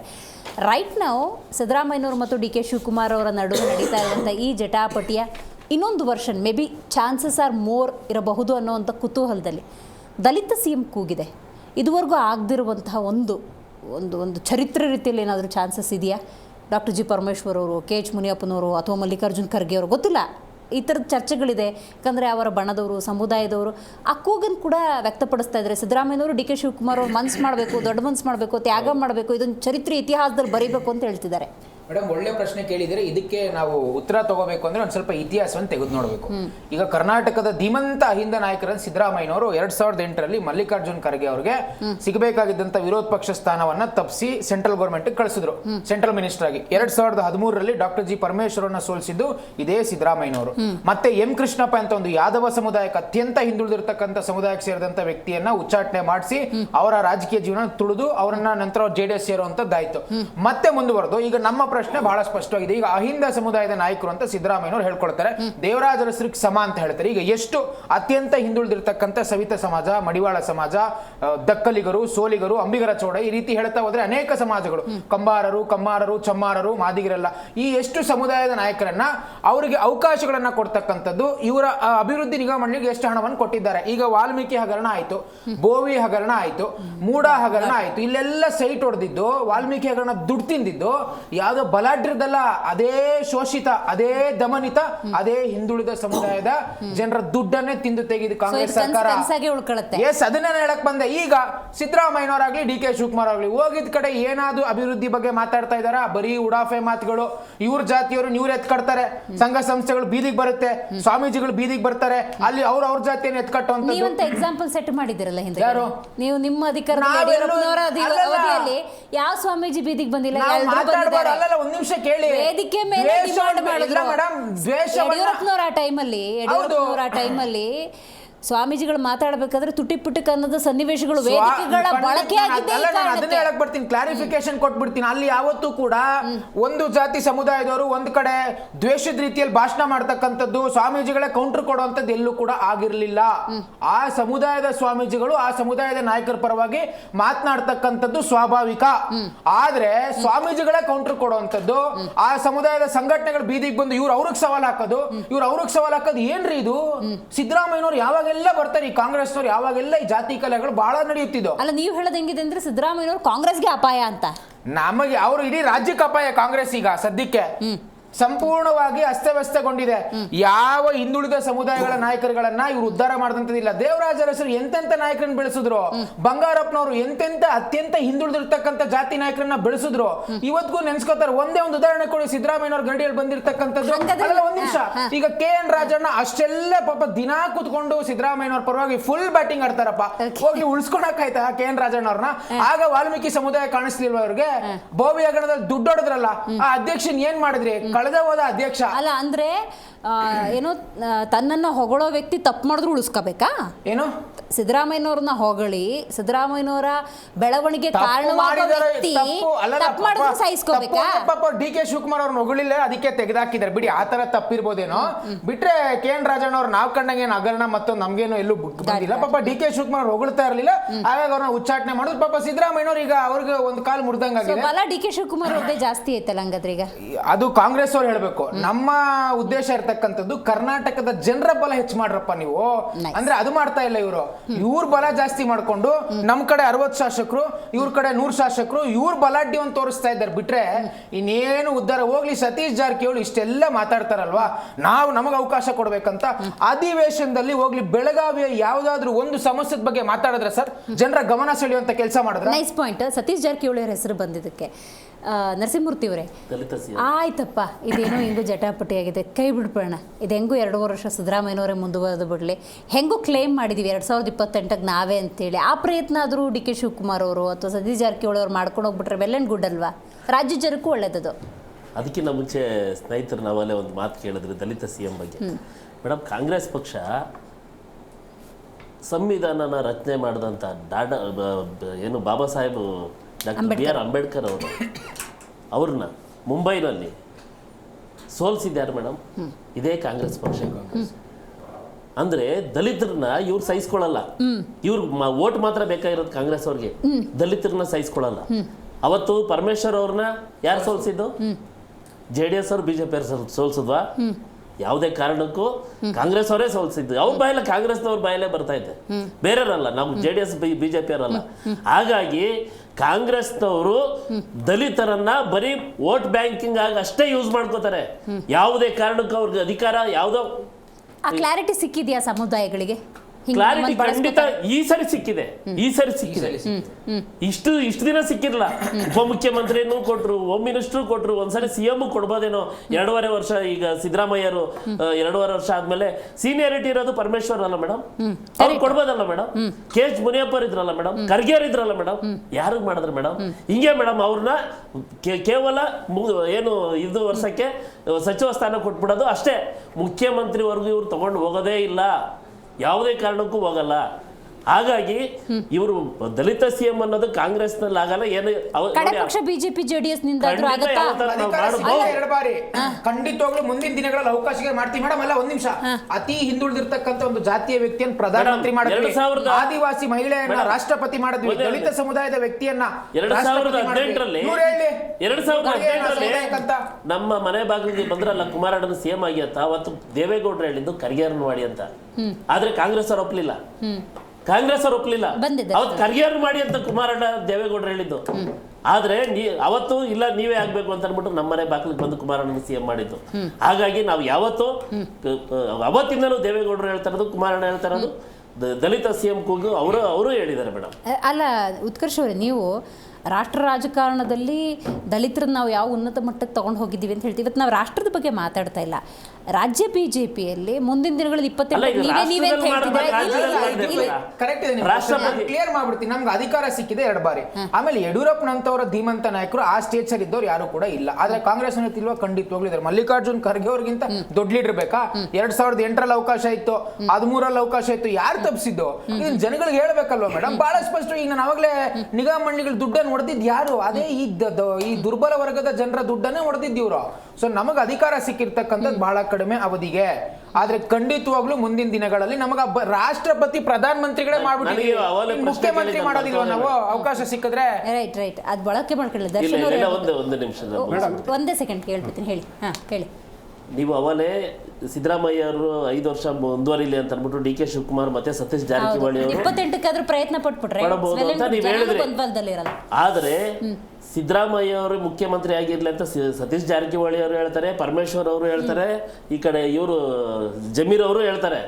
ಆದ್ರೆ ಇದೊಂದು ಬಾರಿ ನಾನೇನಾದ್ರು CM ಆಗ್ಲಿಲ್ಲ ಅಂದ್ರೆ ಇನ್ನ ನನ್ನ ಜೀವನದಲ್ಲಿ ಮತ್ತೆ ನಾನು CM ಭಾಗ್ಯ ನೋಡೋದೇ ಇಲ್ಲ, ನಾನು CM ಆಗಕ್ಕೆ ಆಗಲ್ಲ ಇನ್ನ ಮತ್ತೆ ನನ್ನ ಜೀವನದಲ್ಲಿ ಅಂತ ಅವ್ರಿಗೆ ಜಿಗುಪ್ಸೆ ಆಗ್ಬಿಟ್ಟು ಇವತ್ತು ನಾನು CM ಆಗ್ಬೇಕು, ನಾನು CM ಆಗ್ಬೇಕು ಆಗಲ್ಲ, ಇನ್ನ ಸಾಧ್ಯ ಇಲ್ಲ. ಕಾಂಗ್ರೆಸ್ ಮೇಡಮ್ ನಾನು ಹೇಳ್ತಾ ಇದ್ದೀನಿ, ಇನ್ನು ಇತಿಹಾಸದಲ್ಲಿ ಕಾಂಗ್ರೆಸ್ ಇರಲ್ಲ ಕರ್ನಾಟಕದಲ್ಲಿ. ಇದೇ ಲಾಸ್ಟ್ ಬರ್ದಿಕೊಳ್ಳಿ. ನೀವು ಹೇಳಿದ್ದೇ ಆಗ್ಬೇಕು ಅಂತ ಏನಿದೆ? ರಾಜ್ಯದ ಜನ ತೀರ್ಮಾನ ಮಾಡಿದಾರೆ, ನಾನಲ್ಲ. ಇವ್ರಿಗೆ 140 ಸ್ಥಾನ ಕೊಟ್ರೆ ಈ ನಾಟಕ ಆಡ್ತಿದಾರಲ್ಲ, ಈ ನಾಟಕ ನೋಡಕ್ ರಾಜ್ಯದ ಜನ ರೆಡಿ ಇಲ್ಲ. ಹಿಂದೆ 75 ವರ್ಷ ಇವ್ರು ನಮ್ಮನ್ನ ಆಳ್ಕ ಬಂದ್ರಲ್ಲ, ಅವಾಗ ಸೋಷಿಯಲ್ ಮೀಡಿಯಾ ಇರಲಿಲ್ಲ, ಮಾಧ್ಯಮಗಳು ಇರಲಿಲ್ಲ, ಎಜುಕೇಟೆಡ್ಸ್ ಇರಲಿಲ್ಲ ನಮ್ಮ ರಾಜ್ಯದಲ್ಲಿ. ಇವತ್ತು ಮನೆಯಲ್ಲೂ ಎಜುಕೇಟ್ ಆಗಿದ್ದಾರೆ. ಹಾಗಾಗಿ ಈ ಪ್ರತಿಯೊಂದನ್ನು ಜಡ್ಜ್ ಮಾಡ್ತಾರೆ, ಯಾರು ಕೆಲಸ ಮಾಡ್ತಾರೋ ಅಂತವ್ರನ್ನ ಆಯ್ಕೆ ಮಾಡಿ ಕಳಿಸ್ತಾರೆ. ಇವ್ರು ಈ ನಾಟಕನ ನೋಡ್ಕೊಂಡಿರಕ್ಕೆ ರಾಜ್ಯದ ಜನ ರೆಡಿ ಇಲ್ಲ ಮೇಡಮ್. ಗ್ಯಾರಂಟಿ ಅಂತ ಗ್ಯಾರಂಟಿ. ನನ್ನ ಹಂಬಲ್ ರಿಕ್ವೆಸ್ಟ್, ತುಂಬಾ ವಿಚಾರ ಹೇಳಿದ್ದಾರೆ. ಅವ್ರು ಮಾತಾಡ್ಬೇಕಾದ್ರೆ ಸ್ವಲ್ಪ ಗೌರವ ಇಟ್ಕೊಳ್ಳಿ. ಅವ್ರು ಮಾತಾಡ್ಬೇಕಾದ್ರೆ ಮಾತಾಡಿಲ್ಲ, ಯಾಕೆ ಅವ್ರ ಪ್ರಶ್ನೆಗೆ ನಾನು ಉತ್ತರ ಕೊಡ್ತೀನಿ. ಗ್ಯಾರಂಟಿ ಅಂತ ಗ್ಯಾರಂಟಿ ಯೋಜನೆಗಳನ್ನು ನೀವು ಕೊಟ್ಟು ದೇಶವೇ ನಿಮ್ಮ ಕಡೆ ತಿರ್ಗಂಗ್ ಮಾಡಿದಿರಿ. ಆ್ಯಂಡ್ ಬಹುತೇಕ ಹೆಣ್ಮಕ್ಳು ಅದರಿಂದ ಲಾಭವನ್ನು ಪಡ್ಕೊಂಡಿದ್ದಾರೆ. ಎಂದೂ ಯೋಚನೆ ಮಾಡದಂಥ ಸೌಲಭ್ಯಗಳನ್ನು ಪಡ್ಕೊಂಡಿದ್ದಾರೆ. ಕೆಲವೊಮ್ಮೆ ಆಚೆ ಈಚೆ ವ್ಯತ್ಯಾಸಗಳಾಗುತ್ತೆ, ಅದನ್ನು ಸಹಿಸ್ಕೊಂಡು ಇಟ್ ಈಸ್ ಗೋಯಿಂಗ್ ಗುಡ್. ನಿಮ್ಮ ಜಟಾಪಟಿ ನೋಡಿ, ಆಂತರಿಕವಾಗಿ ಅಯ್ಯೋ ನಮ್ಮ ನಾಯಕರೆಲ್ಲ ಹಿಂಗೆ ಸ್ಟೇಟ್ಮೆಂಟ್ ಕೊಡ್ತಿದ್ರಲ್ಲ, ಎತ್ತಸಾಗ್ತಿದೆ ಕಾಂಗ್ರೆಸ್ ಅನ್ನುವಂಥ ದ್ವಂದ್ವಕ್ಕೆ, ಬೇಸರಕ್ಕೆ ಜನ ಬಿಟ್ಬಿಡಿ. ನಿಮ್ಮ ಕಾರ್ಯಕರ್ತರಿಗೆ ಬೇಸರ ಆಗಲ್ವಾ? ಆದಷ್ಟು ಬೇಗ ಇತ್ಯರ್ಥ ಮಾಡ್ಕೋಬಹುದು. Your question is right. ಯಾಕೆಂದ್ರೆ ಮಾತಾಡಬೇಕಾದ್ರೆ ಕಾರ್ಯಕರ್ತರನ್ನ ನೀವು ಒಮ್ಮೆ ಯೋಚನೆ ಮಾಡಬೇಕು. ಕಾರ್ಯಕರ್ತ ಬಾವುಟ ಕಟ್ಟಿದ್ದಾನೆ, ಜೈಕಾರ ಕೂಗಿದ್ದಾನೆ, ಮೈಯಲ್ಲಿ ರಕ್ತ ಹರಿಸಿದ್ದಾನೆ. ಮೊನ್ನೆ ಒಬ್ಬ ಕಾರ್ಯಕರ್ತ ಸತ್ತೇ ಹೋಗಿದ್ದಾನೆ, ಆ ಚರ್ಚೆಗಳೇ ಆಗ್ಲಿಲ್ಲ. ಎಲ್ಲಿ ಸಕ್ರೆಪಟ್ಟಣದಲ್ಲಿ ಒಬ್ಬ ಗಣೇಶ್ ಗೌಡ ಅಂತೇಳಿ ಮರ್ಡರ್ ಆಗೋದು, ಬಜರಂಗದವರು ಕೊಂದಿದ್ದಾರೆ, ಆದ್ರೆ ಚರ್ಚೆಗಳು ನಡೀಲಿಲ್ಲ. ಅದಿರ್ಲಿ ಮೇಡಮ್, ಇವ್ರು ಕೆಲವೊಂದು ಪ್ರಶ್ನೆ ಅದರಲ್ಲಿ ಬಹಳ ಮುಖ್ಯವಾಗಿ ದಲಿತ ಮುಖ್ಯಮಂತ್ರಿ ಹೇಳಿದ್ದಾರೆ. ಮೇಡಮ್ ನಾನು ಹೇಳ್ತೀನಿ, ದಯವಿಟ್ಟು ಅವ್ರು ಕೇಳಿ. ಮೇಡಮ್, BJPಗೆ ಅವಕಾಶ ಸಿಕ್ಕಿದಾಗ ಯಡಿಯೂರಪ್ಪನವರು, ಸದಾನಂದ ಗೌಡರು, ಜಗದೀಶ್ ಶೆಟ್ಟರು, ಆಮೇಲೆ ಯಡಿಯೂರಪ್ಪನವರು, ಬಸವರಾಜ ಬೊಮ್ಮಾಯಿ ಅವರು ಯಾವ ಕಮ್ಯುನಿಟಿಯವರು ಕೊಟ್ಟರು ಅನ್ನುವಂಥದ್ದು ಒಂದು ಪ್ರಶ್ನೆ. ಮೇಡಮ್, ಇವತ್ತು ಬಿಜೆಪಿಯ ಅಧ್ಯಕ್ಷರಾಗಿ 1982ರಲ್ಲಿ ಎ ಕೆ ಸುಬ್ಬಯ್ಯನವರು ಇದ್ರು. ಇವ್ರು ಯಾರನ್ನ ಹೆಂಗೆ ನಡೆಸ್ಕೊಳ್ತಾರೆ ಅನ್ನೋ ಪ್ರಶ್ನೆಗೆ 1984ರಲ್ಲಿ ಬಿ ಶಿವಪ್ಪನವರು ಇದ್ರು. ತದನಂತರ ಈಶ್ವರಪ್ಪನವರಾದ್ರು, ಸದಾನಂದ ಗೌಡರಾದ್ರು, ನಳಿನ್ ಕುಮಾರ್ ಕಟೀಲ್ ಆದ್ರು. ಇವತ್ತು ಆ ಪಕ್ಷ ಅವ್ರನ್ನೆಲ್ಲ ಎಲ್ಲಿಟ್ಟಿದೆ? ಇವತ್ತು ಬಿ ಶಿವಪ್ಪನವರು, ಎ ಕೆ ಸುಬ್ಬಯ್ಯನವರು ಬದುಕಿಲ್ಲ. ಇವತ್ತು ಯತ್ನಾಳ್ ಅವ್ರ ಕಥೆ ಏನಾಗಿದೆ ಅನ್ನುವಂಥ ವಿಚಾರ ಮೇಡಮ್. ಇವತ್ತು ದಲಿತ ಅನ್ನುವಂಥ ವಿಚಾರ ಇವರು ಪ್ರಶ್ನೆ ಮಾಡಿದ್ದಾರೆ ಮೇಡಮ್. RSS ಪ್ರಮುಖ ಅಂತ ಯಾರೋ ಬರ್ತಾರಲ್ವಾ, ಇಲ್ಲಿ RSS ಹುಟ್ಟಿದ ಮೇಲೆ ಇಲ್ಲಿ ತನಕ ಒಬ್ರು ದಲಿತರು ಆ ಪ್ರಮುಖ ಸ್ಥಾನಕ್ಕೆ ಹೋಗಿದ್ದಾರೆ ಅನ್ನುವಂಥದ್ದು. ಮೇಡಮ್, ಬಿಜೆಪಿ ರಾಷ್ಟ್ರೀಯ ಅಧ್ಯಕ್ಷ ಮೇಡಮ್, ಬಿಜೆಪಿ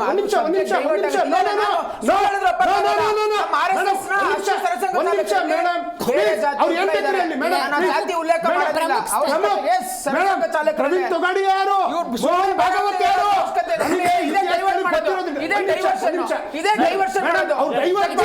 ಸತ್ಯ ಹೇಳ್ತೀನಿ.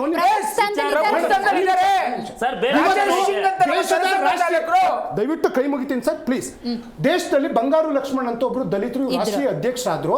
ಅವ್ರ ಮೇಲೆ ಭ್ರಷ್ಟಾಚಾರದ ಆರೋಪ ಹಾಕಿ ಒಂದೇ ವರ್ಷಕ್ಕೆ ಮುಗಿಸಿದ್ರು. ಇವತ್ತಿನ ತನಕ ದಲಿತರು ಬೇರೆಯವರು ಆಗಿಲ್ಲ. ಇದು ಒಂದು ವಿಚಾರ ಮೇಡಮ್. ಇವರು CM ಬಗ್ಗೆ, ಬೇರೆ ಬೇರೆ ಸಮುದಾಯ ಬಗ್ಗೆನೂ ಮಾತಾಡಿದ್ರು ಮೇಡಮ್. ನಮ್ಮ ಕಾಂಗ್ರೆಸ್ನ ಪ್ರಶ್ನೆ ಮಾಡಿ ಮೇಡಮ್. ಇವರ ಪಕ್ಷದಲ್ಲಿ CM ಇಬ್ರಾಹಿಂ ಅಂತ ಒಬ್ರು ಮುಸಲ್ಮಾನರು ರಾಜ್ಯಾಧ್ಯಕ್ಷ ಇದ್ರು. ಇವತ್ತೆಲ್ಲಿದ್ದಾರೆ ಮೇಡಮ್? ವಿಶ್ವನಾಥ್ ಅಂತ ಕುರುಬ ಸಮುದಾಯದವರು ರಾಜ್ಯಾಧ್ಯಕ್ಷರಿದ್ರು. ಇವತ್ತು ಅವ್ರು ಎಲ್ಲಿದ್ದಾರೆ?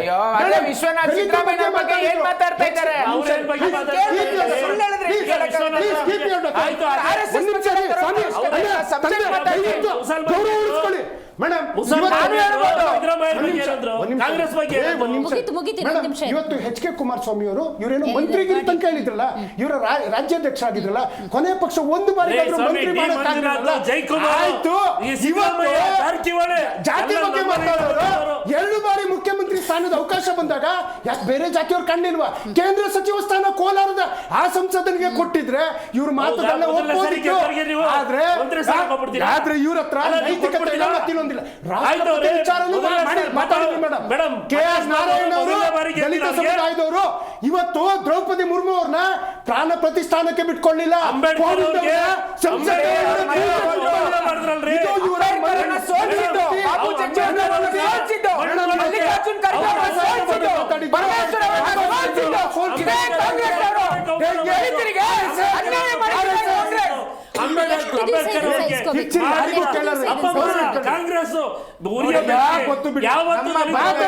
ಸಮುದಾಯಗಳ ಉದ್ಧಾರಕ್ಕಾಗಿ ಖಂಡಿತವಾಗ್ಲೂ ಇದೆ. ನಮಗೆ ನಮಗ್ ಸಿಕ್ಕಿರ್ತಕ್ಕಂಥ ಅಧಿಕಾರಾವಧಿ ಅಲ್ಪಾವಧಿ. ಖಂಡಿತವಾಗ್ಲೂ ಮುಂದಿನ ದಿನಗಳಲ್ಲಿ ಅವಕಾಶ ಸಿಕ್ಕಿದ್ರೆ ನಾವು ಮಾಡೇ ಮಾಡ್ತೀವಿ. ಪ್ರಧಾನ ಮಂತ್ರಿಗಳು ಮಾಡಿದೀವಿ, ರಾಷ್ಟ್ರಪತಿ ಮಾಡಿದೀವಿ. ಇವ್ರು ಮಾಡ್ಲಿ ಇಷ್ಟು ವರ್ಷಗಳಿಂದ ಅಧಿಕಾರದಲ್ಲಿ ದೇವೇಗೌಡರು ಮಗ, ಕುಮಾರಸ್ವಾಮಿ ಮಗ, ಅನಿತಾ ಕುಮಾರಸ್ವಾಮಿ ಮಗ, ಮರಿಬೇಡಿ. ಕಾಂಗ್ರೆಸ್ ಉರಿಯೋ ಮನೆ ದಲಿತರ ಕಾಂಗ್ರೆಸ್ ಹೋಗ್ಬೇಡಿ ಅಂತ ಹೇಳಿದಾರೆ ಯಾರು? ಅಂಬೇಡ್ಕರ್. ನೋಡಿ, ಬೆಳಗಾವಿ ಅಧಿವೇಶನ ಆಗ್ತಿರ್ಬೇಕಾದ್ರೆ ಅಧಿವೇಶನ ಆಗಬೇಕು. ಆದರೆ ಅಧಿವೇಶನ ಬಿಟ್ಟು ಇವತ್ತು ಕುರ್ಚಿ ಬಗ್ಗೆನೇ ನಾವು ಜನಸಾಮಾನ್ಯರು ಚಿಂತೆ ಮಾಡೋಂಗೆ ಮಾಡಿದ್ದಾರೆ ಅಂದರೆ ಇದಕ್ಕಿಂತ ದೌರ್ಭಾಗ್ಯ ಮತ್ತೊಂದಿಲ್ಲ. ಕಡೆ ಪಕ್ಷ ಇರುವಷ್ಟು ದಿವಸ ಉತ್ತರ ಕರ್ನಾಟಕದ ಸಮಸ್ಯೆಗಳನ್ನು ಚರ್ಚೆ ಮಾಡಿ ಮಾಧ್ಯಮದವ್ರು ಬೇಕಾದಷ್ಟು ಪ್ರಶ್ನೆ ಕೇಳ್ಬೋದು. ಕೇಳಬೇಕಾದ್ರೆ ಇದಕ್ಕೂ ನಿಮಗೂ ಸಂಬಂಧ ಇಲ್ಲ, ಸಂಬಂಧ ಬಂದಾಗ ಹೇಳ್ತೀವಿ, ನಮಗೂ ಯಾವುದು ಮಾಹಿತಿ ಇಲ್ಲ, ಇದು ಚರ್ಚೆಯ ವಿಷಯ ಅಲ್ಲ, ಉತ್ತರ ಕರ್ನಾಟಕದ ಪ್ರಶ್ನೆಗಳಿದ್ರೆ ಕೇಳಿ ಉತ್ತರ ಕೊಡ್ತೀವಿ ಅನ್ನುವಂಥ ಬದ್ಧತೆ ಇತ್ತು ಅಂದರೆ ಇಂಥ ಸಮಸ್ಯೆ ಆಗಲ್ಲ ಅಂತ ಹೇಳ್ತೇವೆ. ಇವತ್ತಿನ ಕಾರ್ಯಕ್ರಮವನ್ನು ಮುಗಿಸೋಣ. ನೋಡ್ತಾ ಇರಿ ಜಿ ಕನ್ನಡ ನ್ಯೂಸ್, ಸತ್ಯವೇ ಸುದ್ದಿಯ ಜೀವಾಳ.